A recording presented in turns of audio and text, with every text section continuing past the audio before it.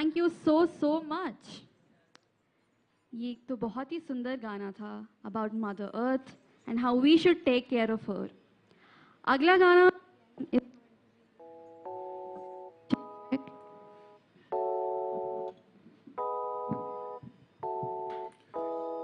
Next song is for all the people who like Punjabi music. यहाँ पे पंजाबी कौन-कौन है? I can clearly tell. तो जिन को भी पंजाबी folk पसंद है, you're gonna love this. Okay, let's do this.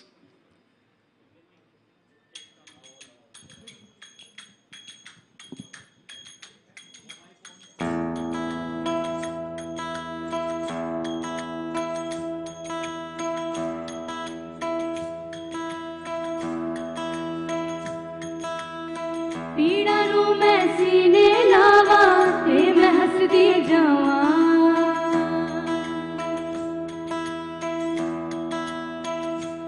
ओ पीड़ा नू मैं सीने लावा ते मैं हसदी जावा धूपा दे नाल लड़ लड़ के मैं लभी अपनी छावा दुख भी अपने सुख भी अपने मैं ते बसे जाना सबनू समझ के की करना है दिल नू है समझावा झूम झूम झूम झूम तू झूम झूम झूम झूम तू झूम झूम झूम झूम तू झूम झूम झूम झूम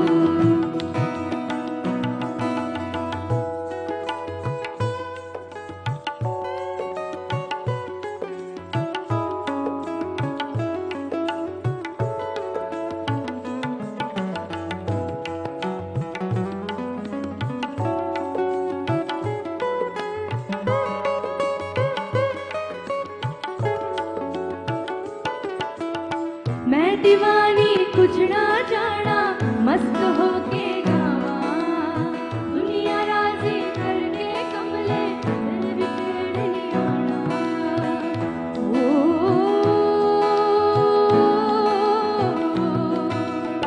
मैं दीवानी कुछ ना जाना मस्त होके गावा दुनिया राजी करके कमले दिल भी छेड़ नहीं आना सारी खुशियाँ मिल जावड़ते जिगी रह जाना सारी खुशियाँ मिल जावड़ते पीछे की रह जाना तेरे बस में कुछ भी नहीं है दिल नू है समझावा ओ झूम झूम झूम झूम तू झूम झूम झूम झूम हाँ तू झूम झूम झूम झूम ओ तू झूम झूम झूम तू झूम झूम झूम झूम तू झूम झूम झूम झूम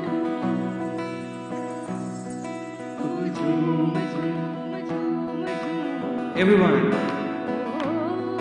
तू झूम झूम झूम झूम Join us.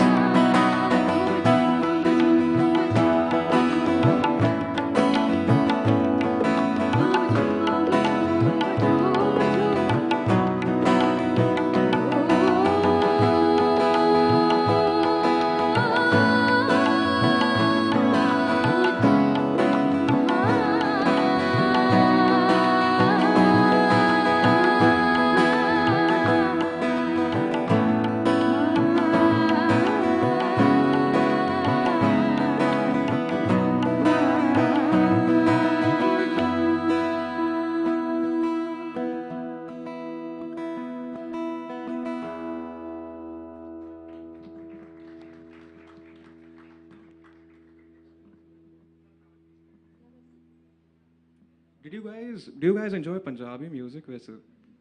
Yeah, एक और आ रहा है, but this one's really famous and you guys have to sing along, वरना हमें भी मजा नहीं आएगा.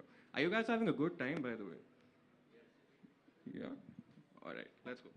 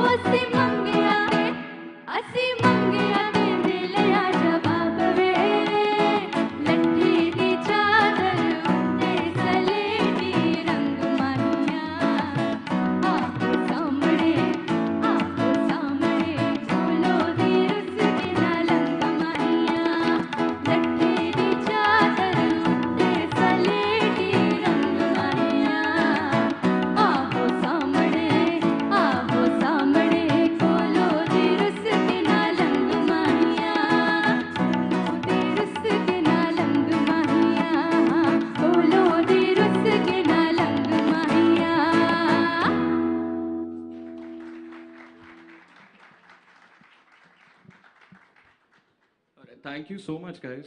We're moving on to the last song for the event here, and this one's really special. ये हमारा खुद का लिखा हुआ गाना है. So if you guys really enjoy original music, I hope you're in for a treat. I'll just like quickly talk about the song. हमारे गाने का नाम है लहरें, by the way, and it's a song about fishermen, like the struggles they face every day. समंदर में जाते हैं, and their wives are really worried about them. So the song is basically not really a song, it's more like a sonic experience. So maybe if you close your eyes and listen to this, you might find yourself in a sea.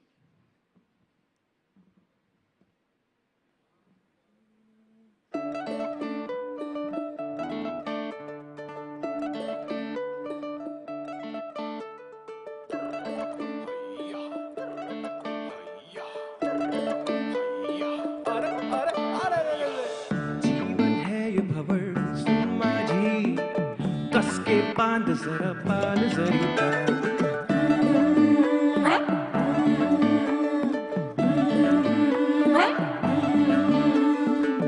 जीवन है ये भंवर सुन माझी कस के बांध जरा पाल जरीता इब ये हैया हो करता जा लेता दरिया इम्तिहान सरिता স্বপ্ন রাতের ছোট ছোট আমার দেশে যায় চাই খালি তোর ভালো থাকা চিরকাল স্বপ্ন রাতের ছোট ছোট আমার দেশে যায় চাই খালি তোর ভালো থাকা চিরকাল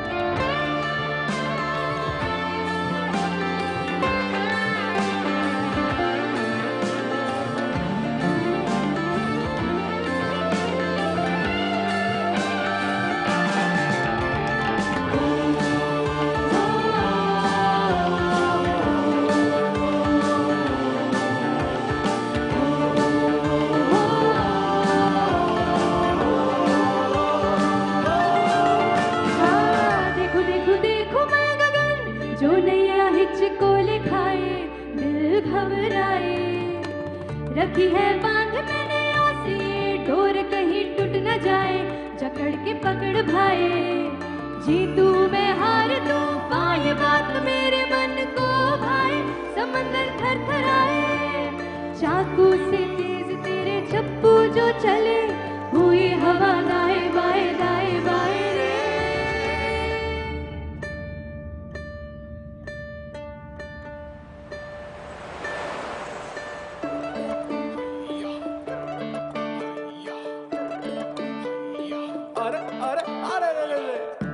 जो ख्वाब बुने रातों में अज हंकार भरे यूं ही चलता जा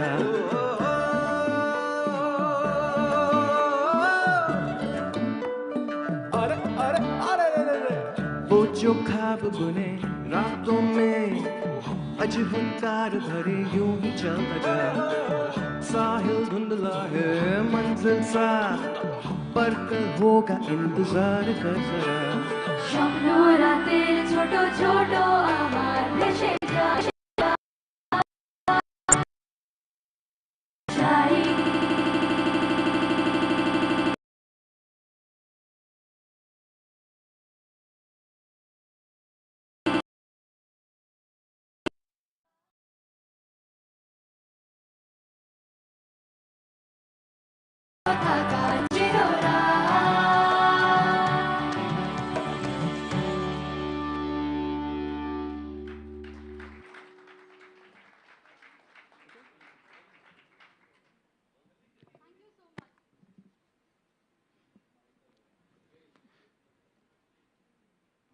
Thank you so much, ladies and gentlemen.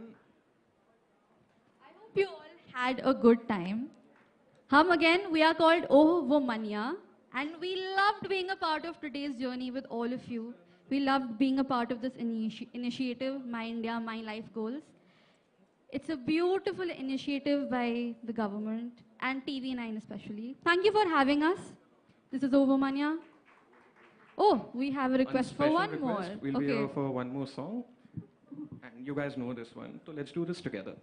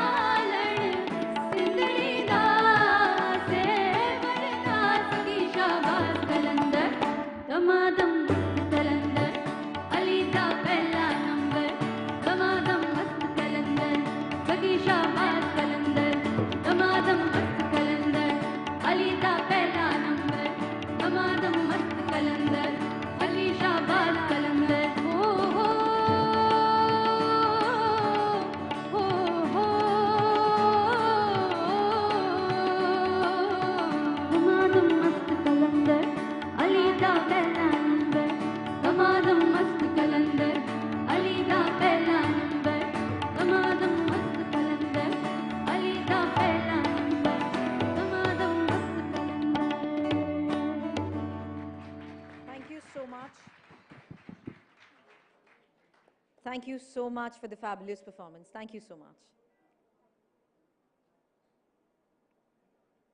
And thank you for the audience for joining us and being so patient with us, because we have many more sessions ahead. So let me tell you, आज़ादी के अमृत महोत्सव की जहां तक हम बार-बार बात कर रहे हैं और जिस तरीके से my India my life goals की हम चर्चा कर रहे हैं, कुछ खास एक्सपर्ट्स के साथ अब आगे और खास सेशंस होने वाले हैं। और हर घर तिरंगा की इस मिशन में किस तरीके से आम लोग हमेशा अभी तक कंट्रीब्यूट करते आए हैं और आने वाले वक्त में इस मिशन के तहत कैसे और लोग जुड़ रहे हैं, उसके बारे में भी खास जानकारियां अभी तक हम आपको शेयर कर चुके हैं। लेकिन एक बात सबसे खास है कि किस तरीके से हर घर तिरंगा हर दिन तिरंगा अभियान के जरिए ही नागरिकों में राष्ट्र के लिए गर्व और प्रेम की भावना को पैदा करने की ये कोशिश की गई है और नागरिकों को ये याद दिलाने की कोशिश की गई है कि किस तरीके से हर अभियान के जरिए हम सब एकता के साथ जुड़ सकते हैं। महान पहल क्योंकि प्रतीत होती हैं प्रेम, एकता और विविधता वाले एक रंगीन राष्ट्र की। और अब मुझे बताया जा रहा है कि हमें आगे बढ़ना होगा हमारे अगले सेशन की ओर, जहां आज हमें मदर नेचर से हमारे एक्शंस का रिएक्शंस तो जरूर देखने को मिलता है। अब वर्ल्ड लीडर्स के साथ साथ आम नागरिक भी गो ग्रीन की अहमियत को समझने लग गए हैं। हालांकि आज़ादी के इस अमृत काल में भारत में भी आज कई पब्लिक और प्राइवेट ऑर्गेनाइजेशंस हैं जो ग्रीन लाइन को अपनी नई बॉटम लाइन बनाने में सफल साबित हो रही हैं। यहाँ ऑर्गेनाइजेशंस के लिए अब सस्टेनेबिलिटी सबसे जरूरी है, कॉर्पोरेट एजेंडा बन चुकी है ये, और कंज्यूमर प्रेशर के साथ साथ बिजनेस इश्यूज हो या मोरल स्टैंडर्ड मेंटेन करना हो या कंप्लायंस रिक्वायरमेंट्स हो, ऐसे कई रीजंस हैं जिससे अब कॉर्पोरेट्स के लिए सस्टेनेबल बिजनेस प्रैक्टिस को फॉलो करना जरूरी हो गया है। लेकिन इन सबके बीच चुनौती ये भी है कि एक सस्टेनेबल बिजनेस चलाने के लिए क्या ऑर्गेनाइजेशंस को उनकी परफॉर्मेंस, उनकी एफिशिएंसी और प्रॉफिट की कीमत भी चुकानी पड़ जाती है। सस्टेनेबिलिटी, इनोवेशन और प्रॉफिटेबिलिटी का टारगेट एक साथ कैसे हासिल किया जा सकता है, इसी बारे में अगले खास पैनलिस्ट के जरिए आपको पता लगेगा कि किस तरीके से प्रॉफिट से पहले पीपल और प्लैनेट को भी तवज्जो दी जा रही है और इस राह में सामने किस तरीके की चुनौतियां हैं। इन तमाम पहलुओं पर अब से कुछ ही मिनट बाद चर्चा होने वाली है। लेकिन ये खास है कि किस तरीके से आज ये खास मौका है my India my life goals के इस खास कॉन्क्लेव के जरिए, जहां TV9 नेटवर्क के साथ मिनिस्ट्री ऑफ कल्चर के खास दिग्गज भी आज हमारे साथ मौजूद हैं, जिनके जरिए हम ये जान पाए हैं, समझ पाए हैं कि आखिर किस तरीके से गवर्नमेंट के लिए गए इन इनिशिएटिव्स में आपका और हमारा योगदान भी बहुत ज़्यादा ज़रूरी हो जाता है। हालांकि अब से थोड़ी देर पहले हमने उन तमाम ग्रीन वॉरियर्स के बारे में भी जिक्र किया जिन्होंने अपनी एक छोटी सी पहल और छोटे से कदम से एक बड़ा कंट्रीब्यूशन अपने अपने स्टेट में दिया है, और आज यही शायद मुझे लगता है इस मंच से आपके लिए और हमारे लिए एक सबसे बड़ी लर्निंग है। हालांकि कुछ युवाओं से मैंने बात करी जो आने वाले वक्त में कह सकते हैं कि हमारे एंटरप्रेन्योर्स होंगे, जिनके आज के इनिशिएटिव हमें आने वाले वक्त में बहुत ज़्यादा अच्छे रिजल्ट्स के साथ साथ एक ऐसा प्लेटफॉर्म जिसमें हम ये कह सकते हैं कि अगर हम अपने प्रेजेंट को रिसाइकिल करने की कोशिश कर रहे हैं तो हमारा फ्यूचर इस पर निर्भर भी करता है और आने वाले वक्त में उसके रिजल्ट्स भी हमारे सामने होंगे। एक बार फिर से आपको बता दूं, आज़ादी का अमृत महोत्सव मैं बार बार यहाँ पर जिक्र कर रही हूँ क्योंकि 15 अगस्त नज़दीक है, तो उसी के तहत कई खास मिशंस भी चल रहे हैं। और अब आगे अगले सेशन के बारे में आपको बता दूं, इस खास सेशन में डिस्कशन होने वाली है green line, the new bottom line for India incorporation में, और इस पैनल को मॉडरेट करने के लिए मैं मंच पर बुलाना चाहूंगी मेरे सहयोगी कार्तिक मल्होत्रा को। Over to you Kartik.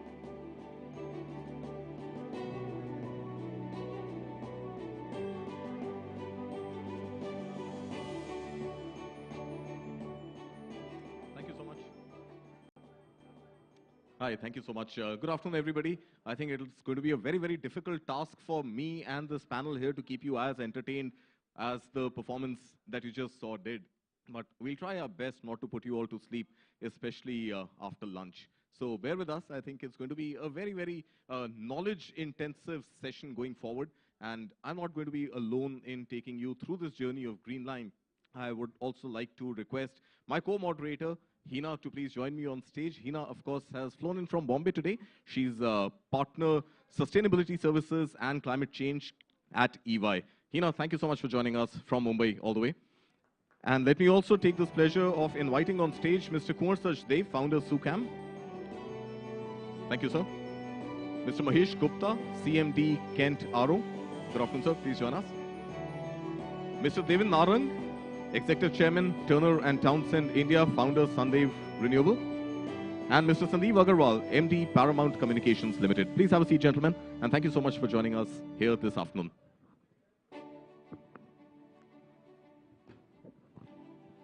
So to begin with, I would like to start with an admit of guilt. Bear with me. I had the AC running at night at about 24 degrees or so. My society runs on conventional power. There was a power cut at about 2 a.m. or so, lasted more than 2 hours. There was a generator which runs on diesel. This morning I drove my own car to office. It's an ICE engine, petrol vehicle, not an electric vehicle. I took a taxi to come to this hotel. I have a flight at 6 o'clock which is going to run on aviation turbine fuel, ATF. I think I've done enough and more damage in the last 24 hours to the planet. And I want to begin by getting Heena's view on this, that at an individual level, if it is so difficult for me to adopt to new technologies, greener technologies. Incidentally, I also missed mentioning I had a bath in the morning and I used a shower, not a bucket. So I think at an individual level, if it is so difficult for us to adopt to greener practices that make our lives and our planet more sustainable, is it fair to expect industry to turn all taps of conventional fuel off and go ahead and take a more sustainable approach, Hina? No, thanks. Can we have mic number 5, please, for Hina? Okay, yeah. No, thanks. That's a very important question. Frankly, I've been in the sustainability sector for more than 15 years. My journey started off on a similar note where it was really more about reducing my own footprint and let alone everything else. You know, we all start off as advocates in some way or the other, but for the businesses in India currently, and not just in India, globally, to reduce their footprint, to manage their emissions and to manage their social and governance issues as well. It's not an easy journey, but frankly, it's not as difficult. If you ask me if I had to compare the two, I don't think it's as difficult as the individual one. The individual one, frankly, at the end of the day, it's individuals and humans at the heart of both. In order for a company to change, the people have to change. Their mindsets have to change. It's much easier for them if in a company to be able to make those decisions because we're not expecting companies to turn around overnight. That's definitely not possible, but certainly over a period of time. Like for example, if you look at companies globally and in India, they've all taken targets to go carbon neutral by 2050, by 2060. So there's a pathway to it. And they have very realistic targets that they're taking in terms of reducing their emissions. And frankly, currently the issue is not the choices available. There's a lot of technology that can help them. But with that being said, it's really more about access to technology, access to finance, because, and frankly, access to knowledge and behavior change. If you ask me to categorize it, that's the top one. You mentioned a very important part, Hina, and I want to take that to Mr. Mahesh Gupta. Hina spoke about the central fulcrum of all this being the heart, and companies like individual lives are run by human beings. So we are pretty much talking about the heart of business here, sir. As a business, how do you demarcate the heart from the mind? How do you demarcate the 3 elements of the triple bottom line? How do you keep profit on one side and the planet and people? And we'll maybe leave people for another day, but how do you take planet and profitability, the heart and the mind of the business, and bucket them as 2 separate entities? Yeah, it's a challenge, no doubt about it, because it depends on the mandate of the management. There are companies which are run by shareholders' money.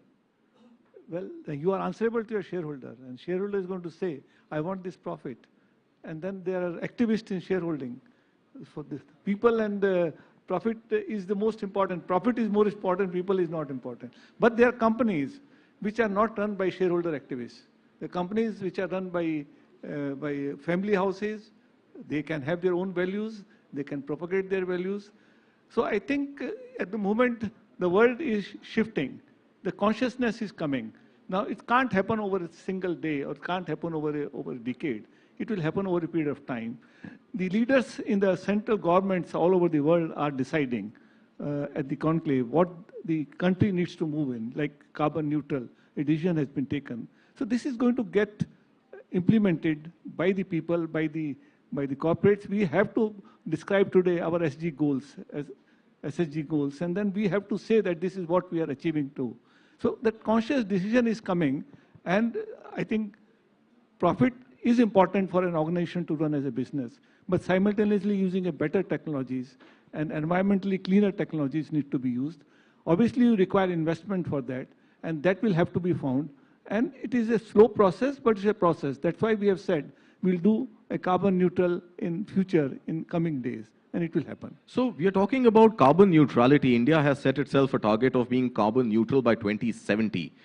That's almost 5 decades, half a century ahead of us. We've also got some interim targets. If I remember right, I think 2030 is by when India hopes to be a 500 gigawatts, renewable energy company. Now, I mean, these are interesting goals, lofty also some would cite, especially for a developing economy like India. But at the same time, and Mr. Narang, I'd like to come to you on this. We also have these global indices, and before this panel, you and I were speaking about the ESG index, which is the Environment, Sustainability, and Governance Index. I have somehow had a problem with the ESG index or this ESG score being assigned to perhaps not the top evaluation. Is there a logic?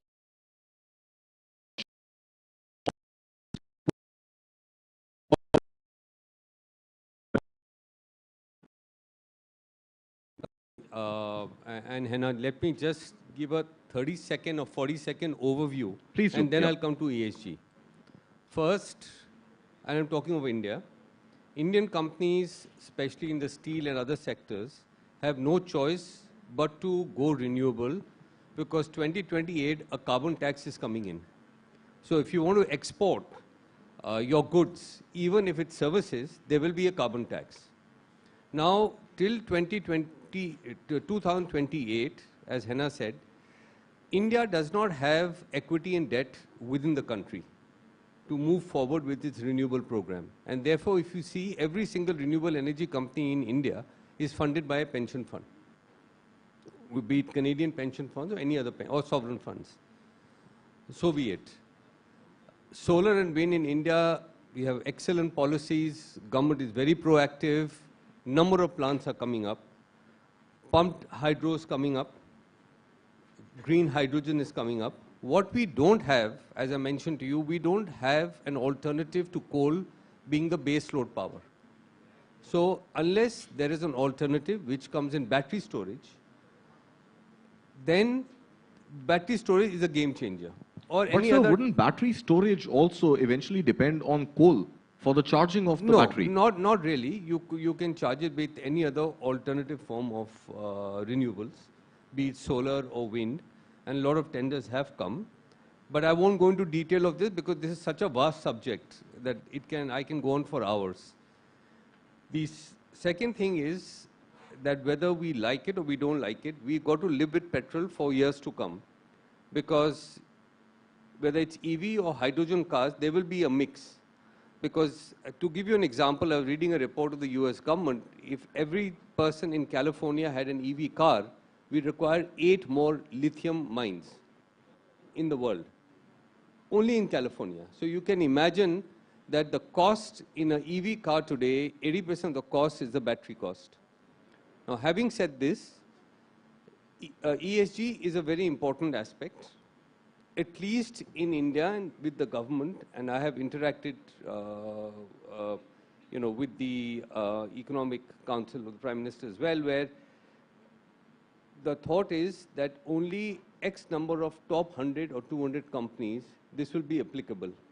And in a small company, let's say operating a plant in Noida or somewhere else, which is a MSME, for them to implement ESG norms, in my personal opinion, is impossible.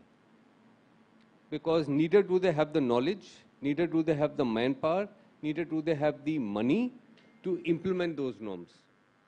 And it's a very wide term, because, environment, social and governance, I mean, these 3 terms are very wide, which means you've got to take care of the environment around the plant. So it's a full 360-degree approach, sir, which Yeah. is going to become that much more difficult for a smaller company to implement. But fortunately, government is not insisting on the MSME to go in for ESG at the moment. It is not going to be possible. You're going to outprice them. So they have to recover, they have to come of certain scale. And therefore, if the leaders take a view, which is the lead big corporates, then, so what we have recommended is, what the thought process is, that a large corporate, let's say Mahindra or Tata's, their vendors will become ESG compliant, because they will want to give, I'm just giving these 2 examples, I don't know what they're doing, but I just give an example. So they will make sure, or they should make sure, that their vendors are ESG compliant, which are MSME. And therefore, if that happens, then you will see a lot of vendors who are associated with a large corporate becoming compliant. But it's a slow journey, it's a long journey, and it won't happen overnight. Of course. You know, and we simply cannot copy paste, in my view, the norms which the West impose. So if you do a copy paste, it's not going to work. Absolutely. It's a very different context. I think the scale at which Western companies have operated over the last many decades, you know, India is just about getting there now. So West have exported the pollution very cleverly to China, India, and other parts of the world. I'm not saying factories, I'm saying exported pollution. And therefore, we cannot copy paste the West. So what we need to do is we need to have our own norms. We need to lead the way. We need to lead the world in what the norms for MSME should be. And even in the B20 part of the sustainability group, which I am, I have expressed the same issue. That we need, and I think there is some amount of understanding that we just cannot have a blanket law saying that everybody has to do ESG. So we have to lead the way, and in that way, we have to develop our own system and norms for MSME.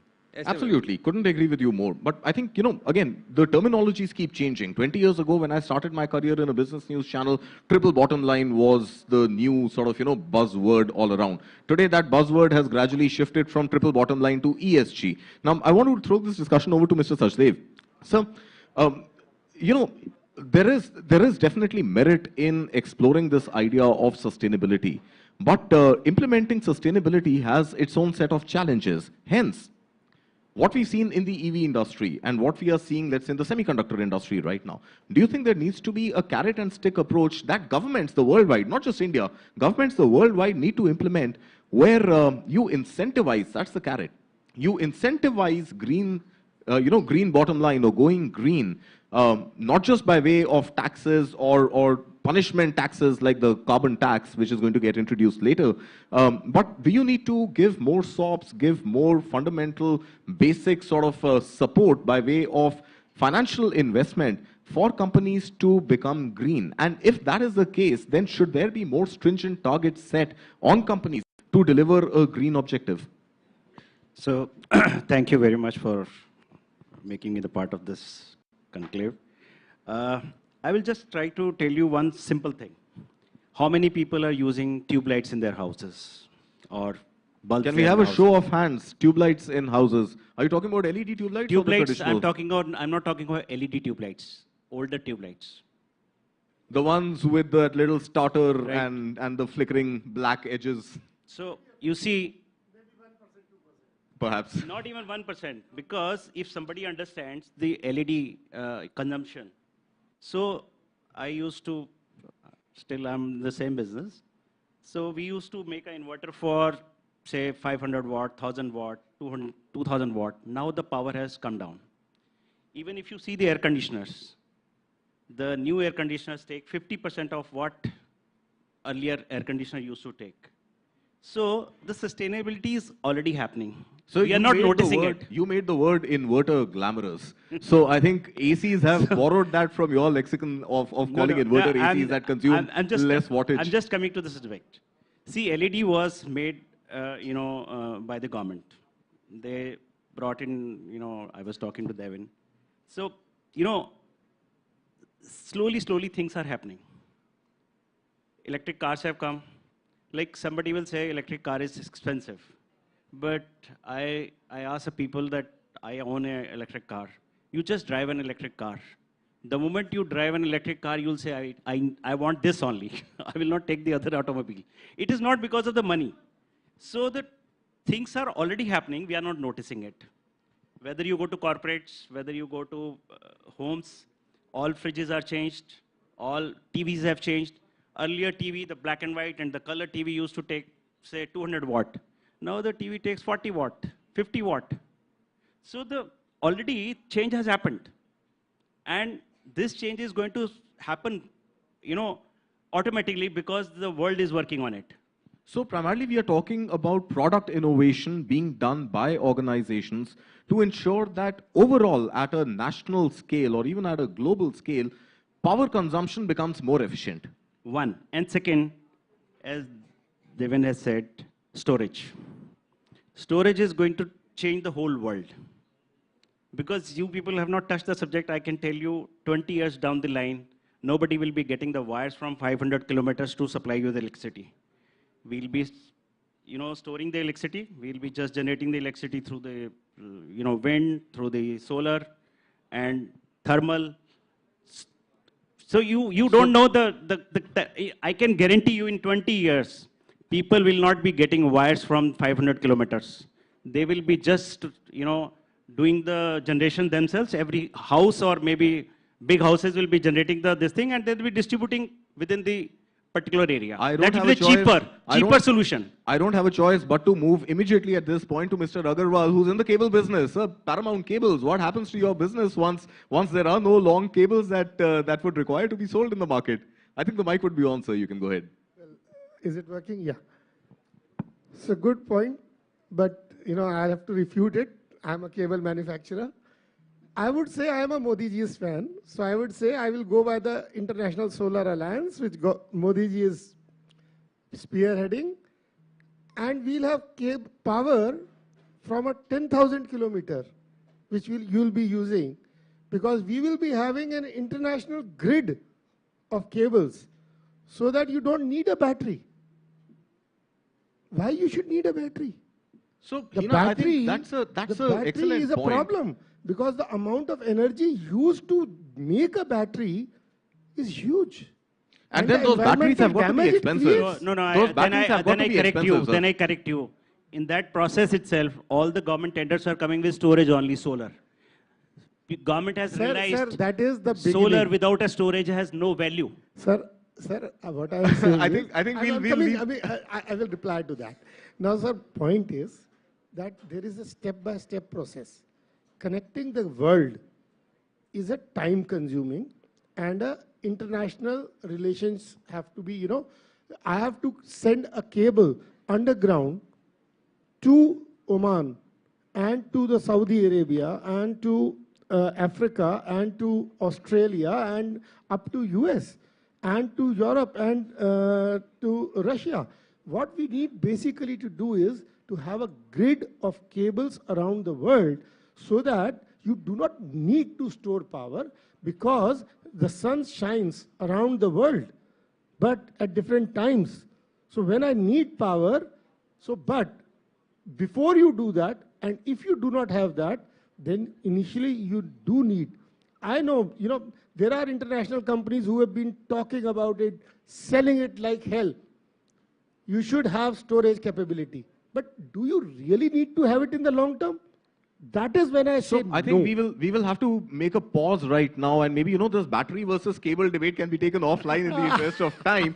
What we are really discussing here, again, I think through this little skirmish, if I may call it, what has emerged here is the fact that does it not make, Hina, the job of the government that much more difficult to arrive at a single policy which is going to drive the green agenda? Should batteries be incentivized? Should Solar Alliance be incentivized? And we are part of so many. I mean, there is COP the 28, there is the Paris Agreement 2025, there is the International Solar Alliance that India is leading the charge for. So overall, does it not make the job of policy making that much more difficult? No, absolutely. And thanks. So, no, you really hit the nail on the head. See, the truth is, when it comes to the green agenda, there is no one-size-fits-all approach.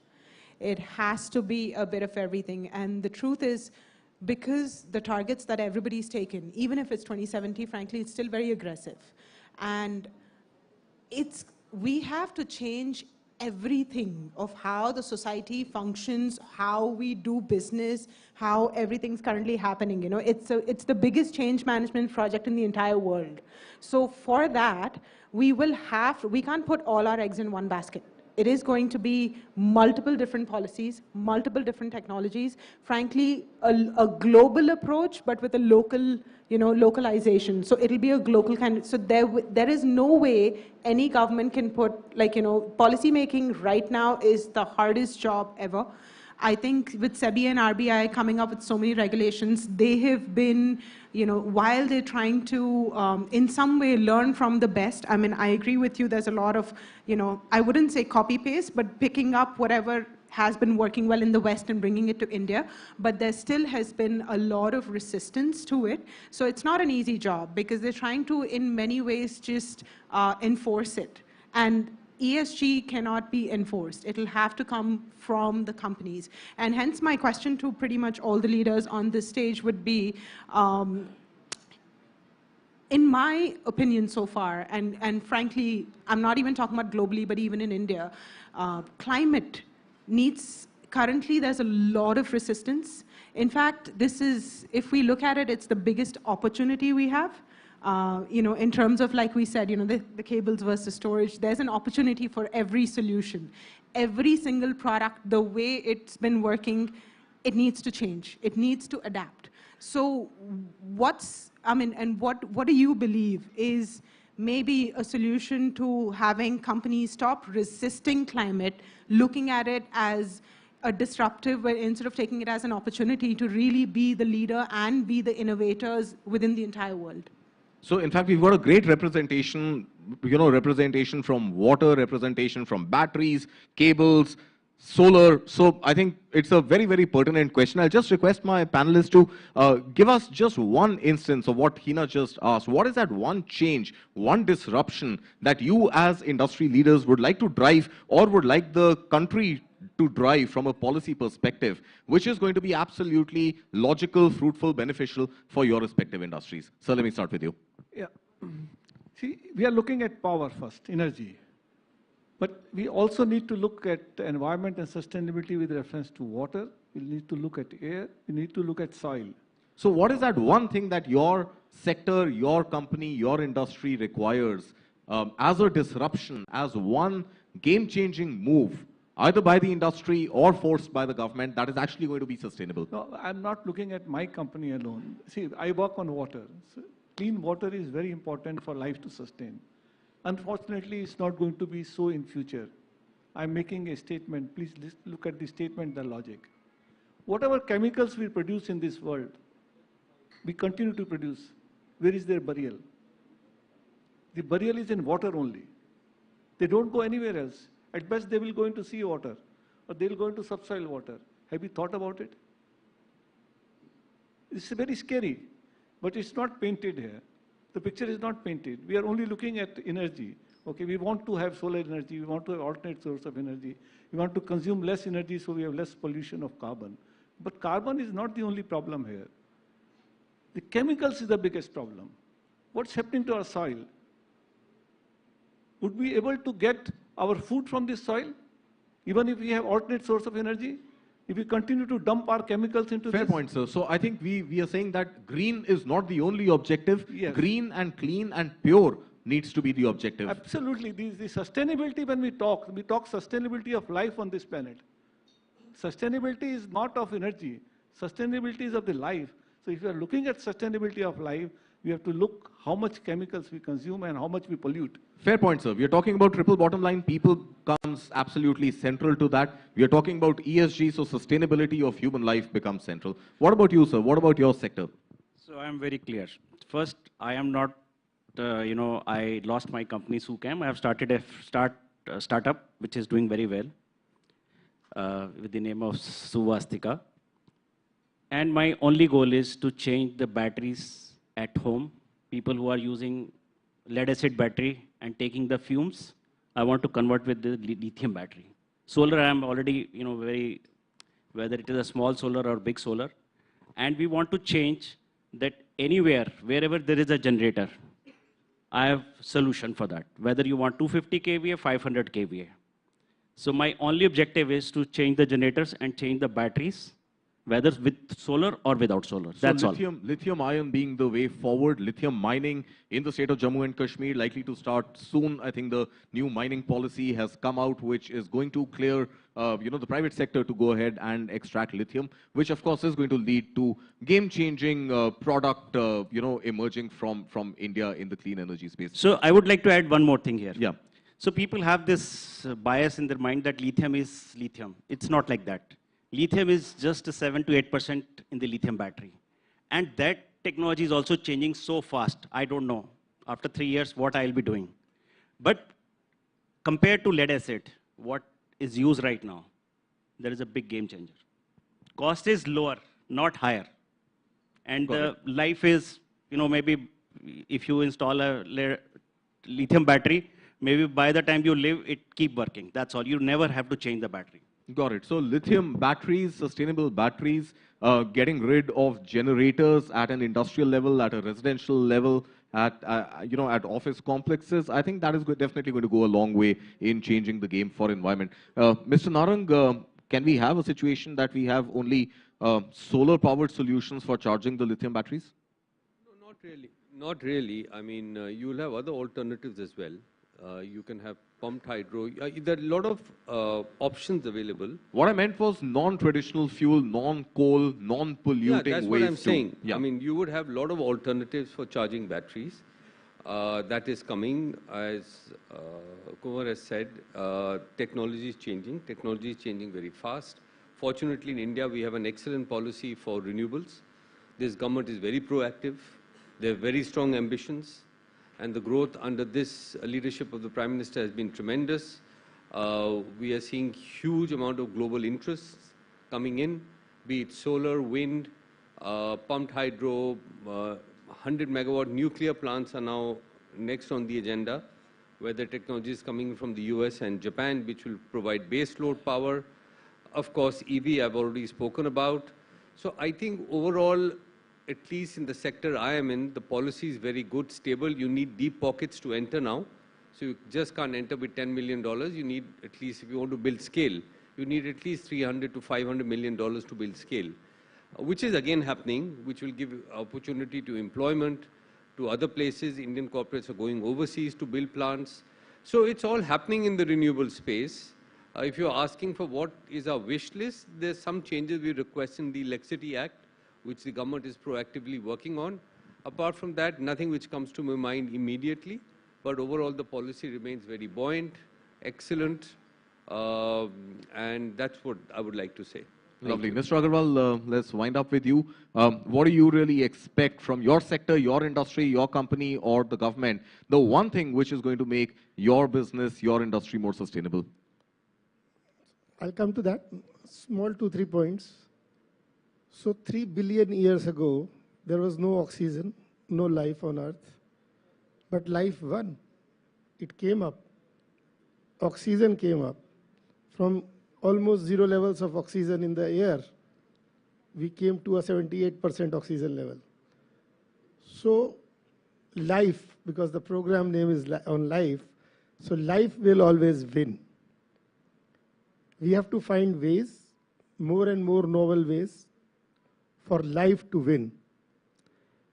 And as we are looking today, as far as we are concerned, Paramount, our companies, cable companies, we are always with the government and the country to make the life more sustainable for the people. So that is why we root for the International Solar Alliance. We root for that we could, yes, we will have thermal energy, we will have geothermal energy, we will have pump energy. We can generate energy while cars are going around the road. When you are moving on the road, you could have those rotating air generators, right, and the wind generators. And they will, so any car goes by, the light, the battery will have the power there and the light will be on. So those things are all possible. There are hundreds of ways of generating, storing, and transmitting power. And they all go together. I am not against anybody. What I'm saying is that what you don't and you cannot do is generate and store that power in a battery to the extent that you have a 24/7 power. It is for a few minutes. I'm sure Mr. Sachdev would disagree, but I think we have run out of time. Sir, maybe sir, maybe then you Tesla, can. you should read what Tesla has done for how many areas. Maybe we'll take this conversation I think offline. But she can tell you more on that. Hina, I think we've just got about 30 seconds or so to sum up this discussion. So I'll give you the last word. You know, from a consulting perspective, you deal with clients of mostly large-sized clients, but I think clients and ideas across the board. 30 seconds or so. What is something which is absolutely practical, viable, and needs to be top priority for companies to drive the green agenda? I think the most important piece, and frankly, I mean, every single sector that's represented on this table is bullish on climate change. That's not the problem. The problem is the rest of the sectors. Everybody needs to start looking at this, as I said, as an opportunity for a better world, for better business. And I think the Indian sectors and Indian companies can be the change makers on a global landscape if every company starts looking at ESG and environment as an opportunity to build a better business. Look at it as an opportunity, not as a burden. From my colleague Hina here. Thank you so much, Hina. I think I'm completely in agreement. Gentlemen, thank you so much for taking time out, being with us here this afternoon. Really value your inputs. Thank you so much, audience.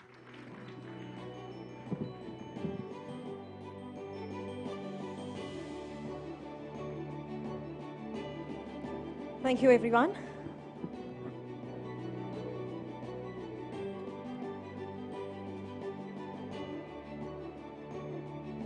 Thank you, Karthik. Okay, so while we are getting prepared for the next session, let me tell you that we have few more experts joining us now for the next panel discussion, My India, My Life Goals. And every action has an equal and opposite reaction. Newton's law of motion के इस third law से तो हम सभी वाकिफ हैं और हमारे अर्थ पर तेजी से बढ़ता ग्लोबल वार्मिंग का ये स्तर इसी लॉ को फॉलो करता भी नजर आ रहा है। आज हमारे हर छोटे बड़े एक्शन एनवायरनमेंट को डायरेक्ट इफेक्ट भी कर रहे हैं और इस बात को उम्रदराज लोगों के मुकाबले दुनिया के युवा आज न सिर्फ बेहतर तरीके से समझ पा रहे हैं बल्कि उनसे निपटने के लिए इनकी कोशिश भी जारी है। आज दुनिया भर के युवा अपने लिए बेहतर भविष्य की मांग तो कर ही रहे हैं। ग्रेटा थर्नबर्ग जैसे युवा पूरी दुनिया में क्लाइमेट चेंज को लेकर आवाज भी उठा रहे हैं और यही वजह है #Friday for Future के नाम से कई स्टूडेंट्स अब क्लाइमेट चेंज से निपटने के लिए फौरन ठोस कदम उठाने की मांग भी करने लगे हैं। और इसी तरह भारत के भी कई यंग ग्रीन वॉरियर्स हैं जिन्होंने अब सस्टेनेबल डेवलपमेंट को अपनी फंडामेंटल ड्यूटी समझ लिया है और दुनिया भर के युवाओं के ये लाइफ गोल्स आज सबको इंस्पायर भी कर रहे हैं। युवाओं के इस जोश के साथ लाइफस्टाइल फॉर एनवायरनमेंट के इस मिशन को पूरा करने के लिए आज भारत कैसे तैयार है, किस तरीके से टारगेट सेट कर रहा है, तय लक्ष्यों को हासिल करने के लिए कितनी अहम है युवाओं की ये पहल और कई जरूरी मुद्दों पर ही अगले सेशन में होने वाली है चर्चा, जहां आपको बता दें पैनल डिस्कशन होने वाला है India's young focus on #life goals पर और इस पैनल को मॉडरेट करेंगी मेरी सहयोगी Shweta Kothari. Over to you Shweta.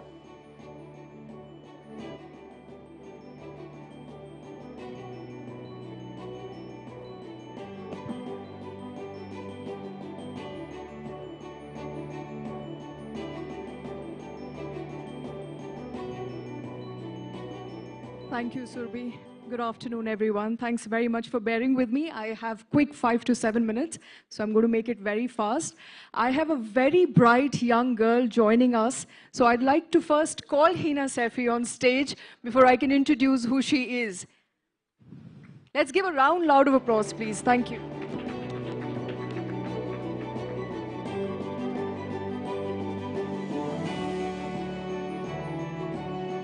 All right. So Hina is a young climate activist from a small village in Meerut. She's barely 19. Yes, I am 21 years. Now she's 20. Ab 20 years ki hai. Mic thoda sa upar pakdenge Hina? 20. Okay. So she's 20 and her body of work so far in 20 years of age can give some 50 years plus a run for their money. She hails from Sisola village, just Sisola village, right?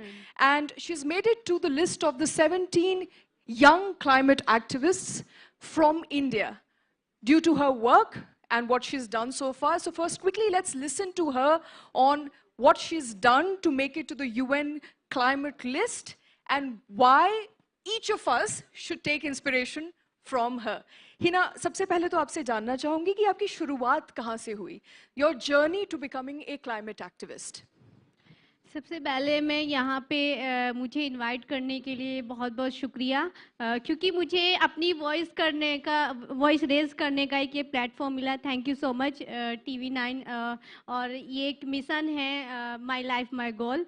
तो अभी जैसे मैं अपने journey के बारे में start करूँगी. मैं when I was in 6th class, तो मैंने अपने 6th क्लास से ये जर्नी स्टार्ट की थी. तो मैं अपने स्कूल से, जैसे स्कूल के टीचर, साइंस के टीचर होते थे, गांव में जाते थे और वो इसलिए लेकर जाते थे ताकि ये बच्चे हमारी मदद करें उन घरों तक ले जाने के लिए जहां पर बच्चे स्कूल नहीं जाते. तो वहां पे मुझे बहुत ज़्यादा इंटरेस्ट था कि मैं भी चाहती थी कि मेरा गांव भी डेवलप करे. जब तक तो गांव की ही बात थी, आगे का तो कुछ नहीं पता था. बट जैसे मैंने अपने गाँव से ही शुरुआत की, लेकर जाती थी घर घर. जब उनके घर पे जाके मैं बातें करती थी कि अपने बच्चे को स्कूल भेजिए. फिर जैसे इनके घर पर जाती थी, मैंने गांव का एक माहौल देखा, वहाँ की सिचुएशन देखी जो कि बहुत ज़्यादा ख़राब थी. तो it was bothering to me. तो मैंने यहीं से अपना एक्शन शुरू किया. मैंने अब एक छोटी टीम बनाई अपने ही जो क्लासमेट थे और बच्चे थे उनके साथ मिलके. और मैंने ऐसे ही, मुझे कुछ पता नहीं था क्लाइमेट चेंज क्या होता है, बस ये पता था कि गांव की स्थिति बहुत ज़्यादा ख़राब है. तो मैंने छोटे छोटे पेपर पे स्लोगन लिखने शुरू किए और बच्चों को अपने साथ लेकर गांव में रैलियां निकालना शुरू की. ना 6th क्लास में तो हम में से आधे लोगों का मन भी नहीं करता था स्कूल जाने का. तो ऐसा आपने क्या देखा अपने आसपास कि आप खुद भी गई और बच्चों को भी लेकर जाने लगी? मेरा शुरू से ही बहुत ज़्यादा इंटरेस्ट था कि मैं बहुत ज़्यादा पढूं, क्योंकि गांव की जो स्थिति, गांव में स्कूल नहीं है, 8 क्लास तक है सिर्फ, और हाई स्कूल तक भी वहाँ पे कोई स्कूल नहीं है. तो मुझे लगता था कि मैं इसके लिए एक्शन लूँ. और जैसे मेरा एक इंटरेस्ट नहीं, अब तो मेरी एक आदत बन गई है कि लोगों को इकट्ठा करने की. नहीं, हमें स्कूल जाना ही है. और क्योंकि गांव में फुटबॉल सिलती है तो बाल मजदूरी का बहुत ज़्यादा वहाँ पे जोर दिया जाता है, तो बच्चे फुटबॉल सिलते हैं. तो ये मुझे बहुत बुरा लगता है कि हम क्यों एक छोटे से काम के लिए, फुटबॉल सिलने के लिए, सिर्फ अपने इस छोटे से गांव तक सीमित रहें. हमें अब गांव तक नहीं, बल्कि हमें पूरे वर्ल्ड में फैलना है, अपनी वॉइस को रेज करना है. क्योंकि हम ही हैं इस वर्ल्ड को, जो हम छोटी सी एज से ही अपने आप में वो चीज़ें सीखेंगे जो एक बहुत बड़ी एज में जाके हमें समझ आएगी और उसको हम अप्लाई कर पाएंगे. तो मुझे लगता था कि गांव में तो है ही ऐसा, लेकिन जब 2018 में द क्लाइमेट एजेंडा की टीम हमारे गांव में आई थी, उन्होंने उस चीज़ पे बात की थी. वो डायरेक्टली क्लाइमेट पे ही वर्क कर रहे थे. तो उन्होंने देखा कि मैं बहुत ज़्यादा एक एक्टिव थी. उन्होंने देखा मेरे अंदर, तो उन्होंने मुझे लखनऊ में इनवाइट किया. एक एयर पॉल्यूशन को लेकर सेमिनार थी, वहाँ पे मैंने बहुत सारी चीज़ें सीखी. AQI के बारे में जाना कि क्या होता है और कैसे मेज़र कर सकते हैं. तो जब ये सारी चीज़ें सीखी कि मुझे लगा कि मैं अपने तक सीमित क्यों रखूँ, तो क्यों ना मैं लोगों तक. आपने AQI का मेंशन किया, शायद कई लोग AQI की फुल फॉर्म भी नहीं जानते होंगे, तो आप बताना क्वालिटी चाहेंगे? इंडेक्स मशीन, जो कि हमारी एयर को मेजर करती है, बताती है कि हमारी एयर की क्वालिटी क्या है, वो प्योर है या हजार्डस है, वो कितनी हमारे लिए हमारे जो हेल्थ के लिए कितनी ज़्यादा उसका इम्पैक्ट पड़ सकता है. तो अगर हम देखें, जब हम मेज़र करेंगे अपनी एयर को, तो हमें पता लगा, हमें डेटा पता लगेगा. और जब तक हमारे पास डेटा नहीं होगा, हम साइंटिफिकली आगे नहीं बढ़ सकते, सॉल्यूशन को लेकर आगे नहीं बढ़ सकते. ठीक है, तो आप जाती हैं, आपको बुलाया जाता है. मैं जानना चाहूंगी उस दिन से और आज तक, क्योंकि आप एक यंग क्लाइमेट एक्टिविस्ट हैं, you are known to be a climate activist, you are known to be an influential face and a figure for all those who want to join perhaps this line of not just activism but do good for the environment. आपकी प्रेरणा तो आपने बता दिए, hurdles भी बता दीजिए. ऐसे बहुत सारे बहुत वैरायटी के लोग इस वक्त ऑडियंस में बैठे हैं, बड़े बूढ़े. जानना चाहेंगे कि इतनी यंग एज में आप यहाँ पहुँच पाई, क्या क्या हर्डल्स आपने देखे, you know, in your attempt to be an activist, in your attempt to do good for environment, आपके hurdles क्या क्या थे, challenges क्या क्या थे? सबसे मेन चैलेंजेस तो ये था कि गांव में स्कूल नहीं जाते थे, तो मेरे लिए बाहर भेजना मेरे लिए बहुत ज़्यादा मुश्किल था। तो ये मैंने फेस किया, क्योंकि गांव में स्कूल भी नहीं था और 10th क्लास तक और मुझे पढ़ना था। मेरी ज़िद थी मुझे पढ़ना है, क्योंकि मैं पढ़ूंगी तभी मैं और बाकी बच्चों को भी उनके भविष्य के बारे में आगे उन्हें बता सकती हूँ। तो ये मेरे लिए बहुत ज़रूरी था। तो इसके लिए गाँव में स्कूल नहीं था, तो मेरी खाला हैं उनके यहाँ पर मैंने 10th क्लास की। फिर नेक्स्ट टाइम मैं वहाँ से आई और फिर मैंने फिर इस चीज़ को ज्वाइन किया कि मुझे फिर से क्लाइमेट के लिए वर्क करना है। तो बहुत सारे गांव में लोग हैं क्लाइमेट चेंज को नहीं जानते या इतना बड़ा मसला नहीं समझते।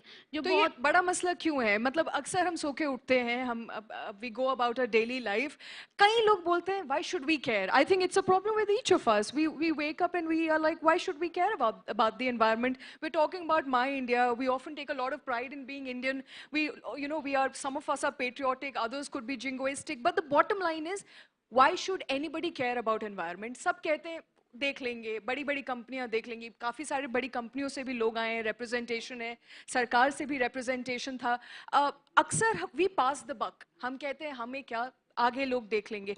तो आप उन लोगों को क्या कहना चाहेंगे? Why should we care? Why should an average person care? सबसे पहले तो हम गांव में ही देख सकते हैं, जो कि सबसे पहले तो एक वाटर क्राइसिस के बारे में हम देख सकते हैं। ये हमारे पास एक एग्जांपल है कि हमारे पास पानी की कमी होती जा रही है, लेकिन इसमें कुछ तो नेचुरल एक्टिविटीज़ हैं और कुछ हमारी ह्यूमन बींग्स की एक्टिविटीज़ हैं। और हम देखते हैं पानी नहीं है, बिजली नहीं है, कहीं पर बहुत ज़्यादा बारिश हो रही है और कहीं पर सूखा पड़ रहा है। तो ये सब क्लाइमेट चेंज है। मैं उनको बताने की कोशिश करती हूँ कि हम हमारे डेली यूजेस जो हमारे काम है, जो हमारा बिहेवियर है, वो ऐसा बनता जा रहा है कि हम सेल्फिश हो गए हैं। हम देखते नहीं कि हमारी आने वाली जनरेशन के साथ क्या होने वाला है। और जैसे लोग नहीं जानते क्लाइमेट चेंज होता है तो क्या है, तो मैं उनको बताती हूँ, छोटे छोटे पॉइंट्स बताती हूँ क्लाइमेट चेंज क्या है और इससे हमें क्या क्या नुकसान हो सकते हैं। और जैसे मैं बात करती हूँ, जैसे कि सन और अर्थ के बीच में ओजोन लेयर है। जैसे ही सन से अर्थ पे हम उसकी जो रेज आती हैं, जो ओजोन लेयर है, जो खतरनाक जो किरणें हैं उनको वहीं पर रोक लेती है।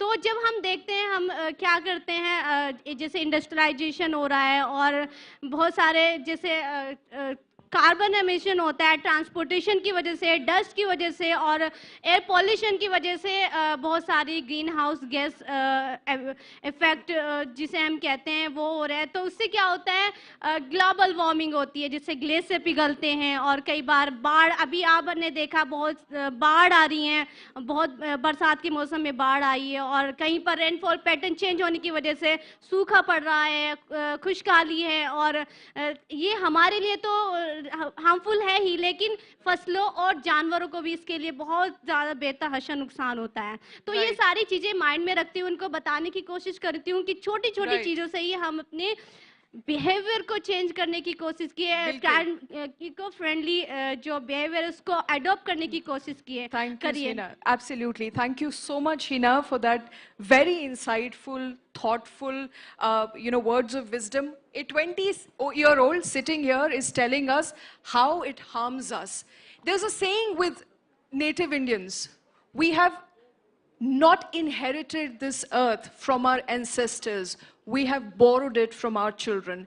Hina is that child. I'm sure each of you, most of you have children at home. If there's one takeaway from this conversation, I think at least for me, it will be that each time you pollute earth, each time you don't do your bit, it's your children who are going to suffer. I think we'll end with that. Thank you so much, Hina. Thank you, everyone. Thank you so much. Thank you.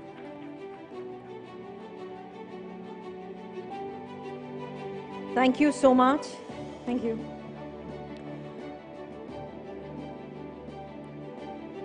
एक और बहुत गंभीर मुद्दा है और इस मुद्दे की चर्चा बार बार की जाती है और वो है साफ हवा को लेकर।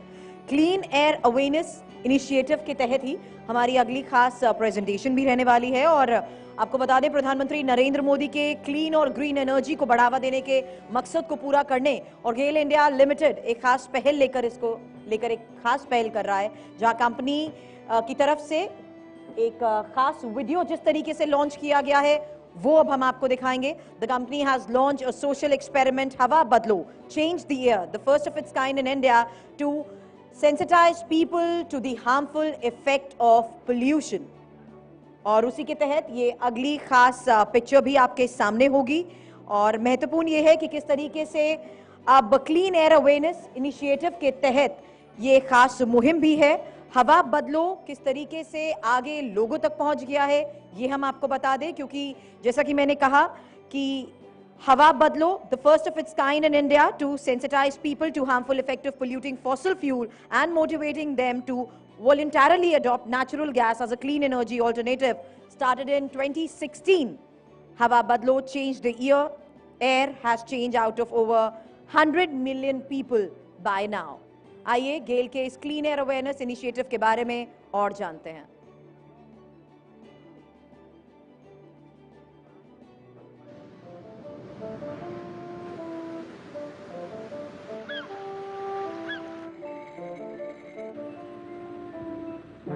Hot and humid. थोड़ा नॉर्मल रहिए, इतने बड़े शहर को देखने जा रहे हो, थोड़ा कष्ट तो झेलना ही पड़ेगा। Still, this is too much. Even for a famous underwater city. Just look at this tourist boat. सब साला पैसा लूटने का चक्कर है। धीरज रखो, सब प्रकट हो। देखने जा रहे हो तो दिखाई देगा भी। बताते हैं एक जमाने में यहाँ पुष्पक विमान से लोग आते थे, अब जगह ही नहीं बची लैंडिंग की, हर तरफ लाला लैंडिंग। सुना है राजा भी रंग की तरह रहा करते थे, चारों तरफ हंसी खुशी, सुंदरियां। वाह भाई वाह, रत जगे। भगवान ने अपने हाथ से बनाया था इस शहर को फुर्सत में। टाइम मिथ को भी फैक्ट बना देता है। सही कहते हो दोस्त। Who knows what the truth is? Rahul, are you sure? यार जब इस उम्र में ये कर सकते हैं तो मैं भी कर सकता हूँ।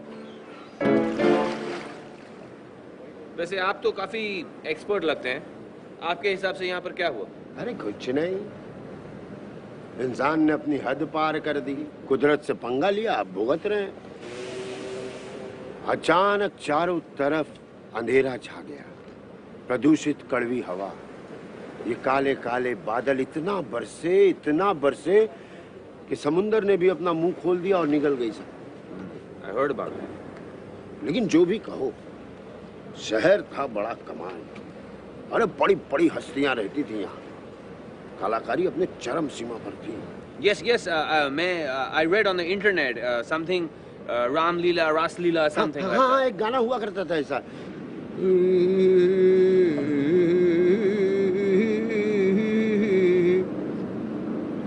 Yes, you know, I think मैंने बचपन में अपने पापा को ये ट्यून हम करते सुना है। वाह, बड़े संस्कारी थे तुम्हारे पापा। No, not संस्कारी, हम लोग अधिकारी।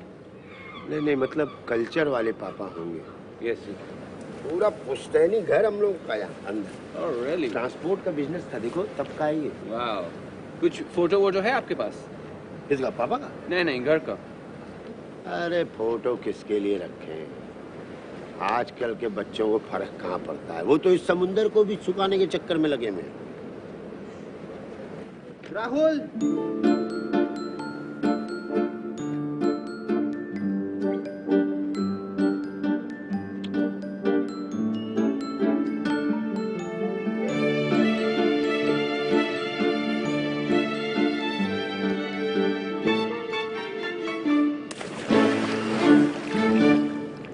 वैसे तुम क्या देखने जा रहे हो यहाँ?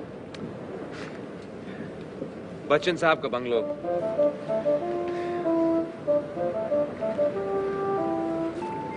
लेकिन उनका घर तो जुहू में है।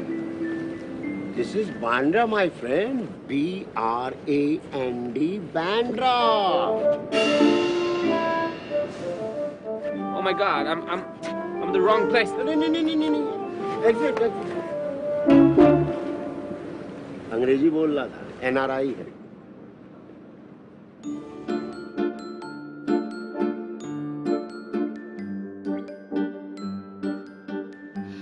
मेरी माँ का लॉकेट, बांद्रा का घर, सब सच निकला।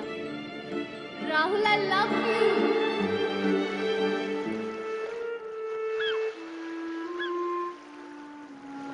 Hey! Ju, Ju, Ju! Hey, Borivali!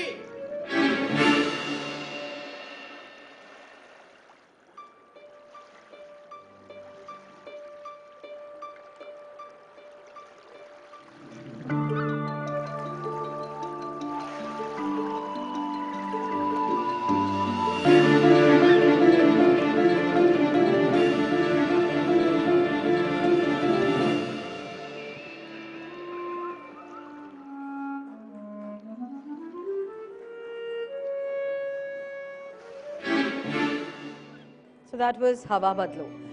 हम आगे बढ़ेंगे. इस 15 अगस्त आज़ादी के 77 साल का जश्न मनाने जा रहा है हमारा देश और तमाम चुनौतियों के बावजूद इस अमृतकाल में हमने हर क्षेत्र में कई बड़ी उपलब्धियां भी हासिल की हैं.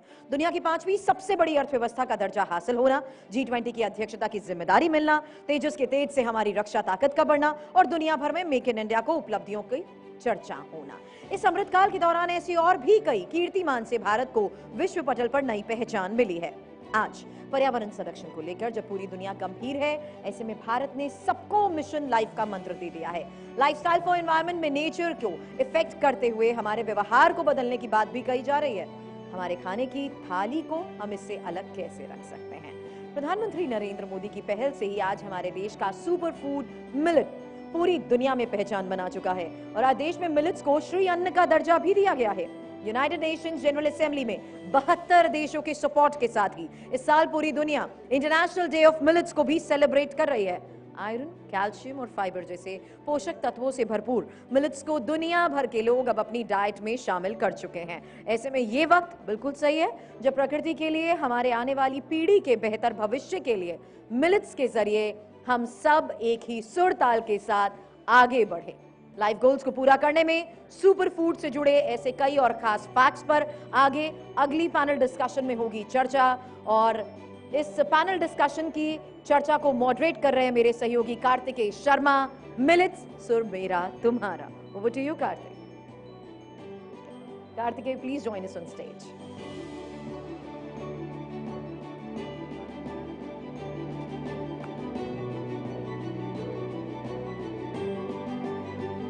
Thank you, Survi. Thank you.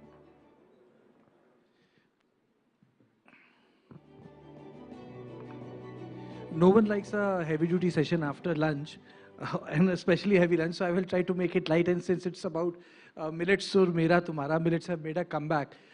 If we look at our history of millets, in 60s and 70s, we all migrated from to Sunehra Gehu to long basmati rice. You know, I personally feel that, you know, modernity introduced two things, even in colonial countries. One was color, and the second was color in context of fairness, and second was slimness, you know, health. So rice and wheat, Sunehra Gehu, somehow started to do better in public imagination than what used to be a good stuff became mota anaj. So on both the counts, the Sunehra Gehu became better. But the fact of the matter is, sooner or later, the difference which lies between good or bad becomes very, very clear. Processed food, non-processed food, it's like yoga. Yoga was born in India till Prime Minister Narendra Modi made it a big deal about yoga. It was only in the studios of San Francisco, and all the gurus were there on the West Coast without us realizing that yoga belongs to us. So now I'll make it simple for all of you how millet has made a comeback, why is it good for our health, for soil health, for water health, how millet should not remain a fad, it should become part of our kitchen. There is also a question because, you know, these days you get processed millet also. So it's pretty layered, but nonetheless, millet is the story of the year. We are running a campaign, the government is running a campaign on this occasion. I would like to invite Mr. Ashok Thakur, Director NAFID. A very warm welcome to you, sir. I would also like to invite Hari Krishnan, MP Head Content Practice, Publicist Group India. A very warm welcome to you. and MJ Khan, Chairman, Indian Council for Food and Agriculture. Very warm welcome to you, sir.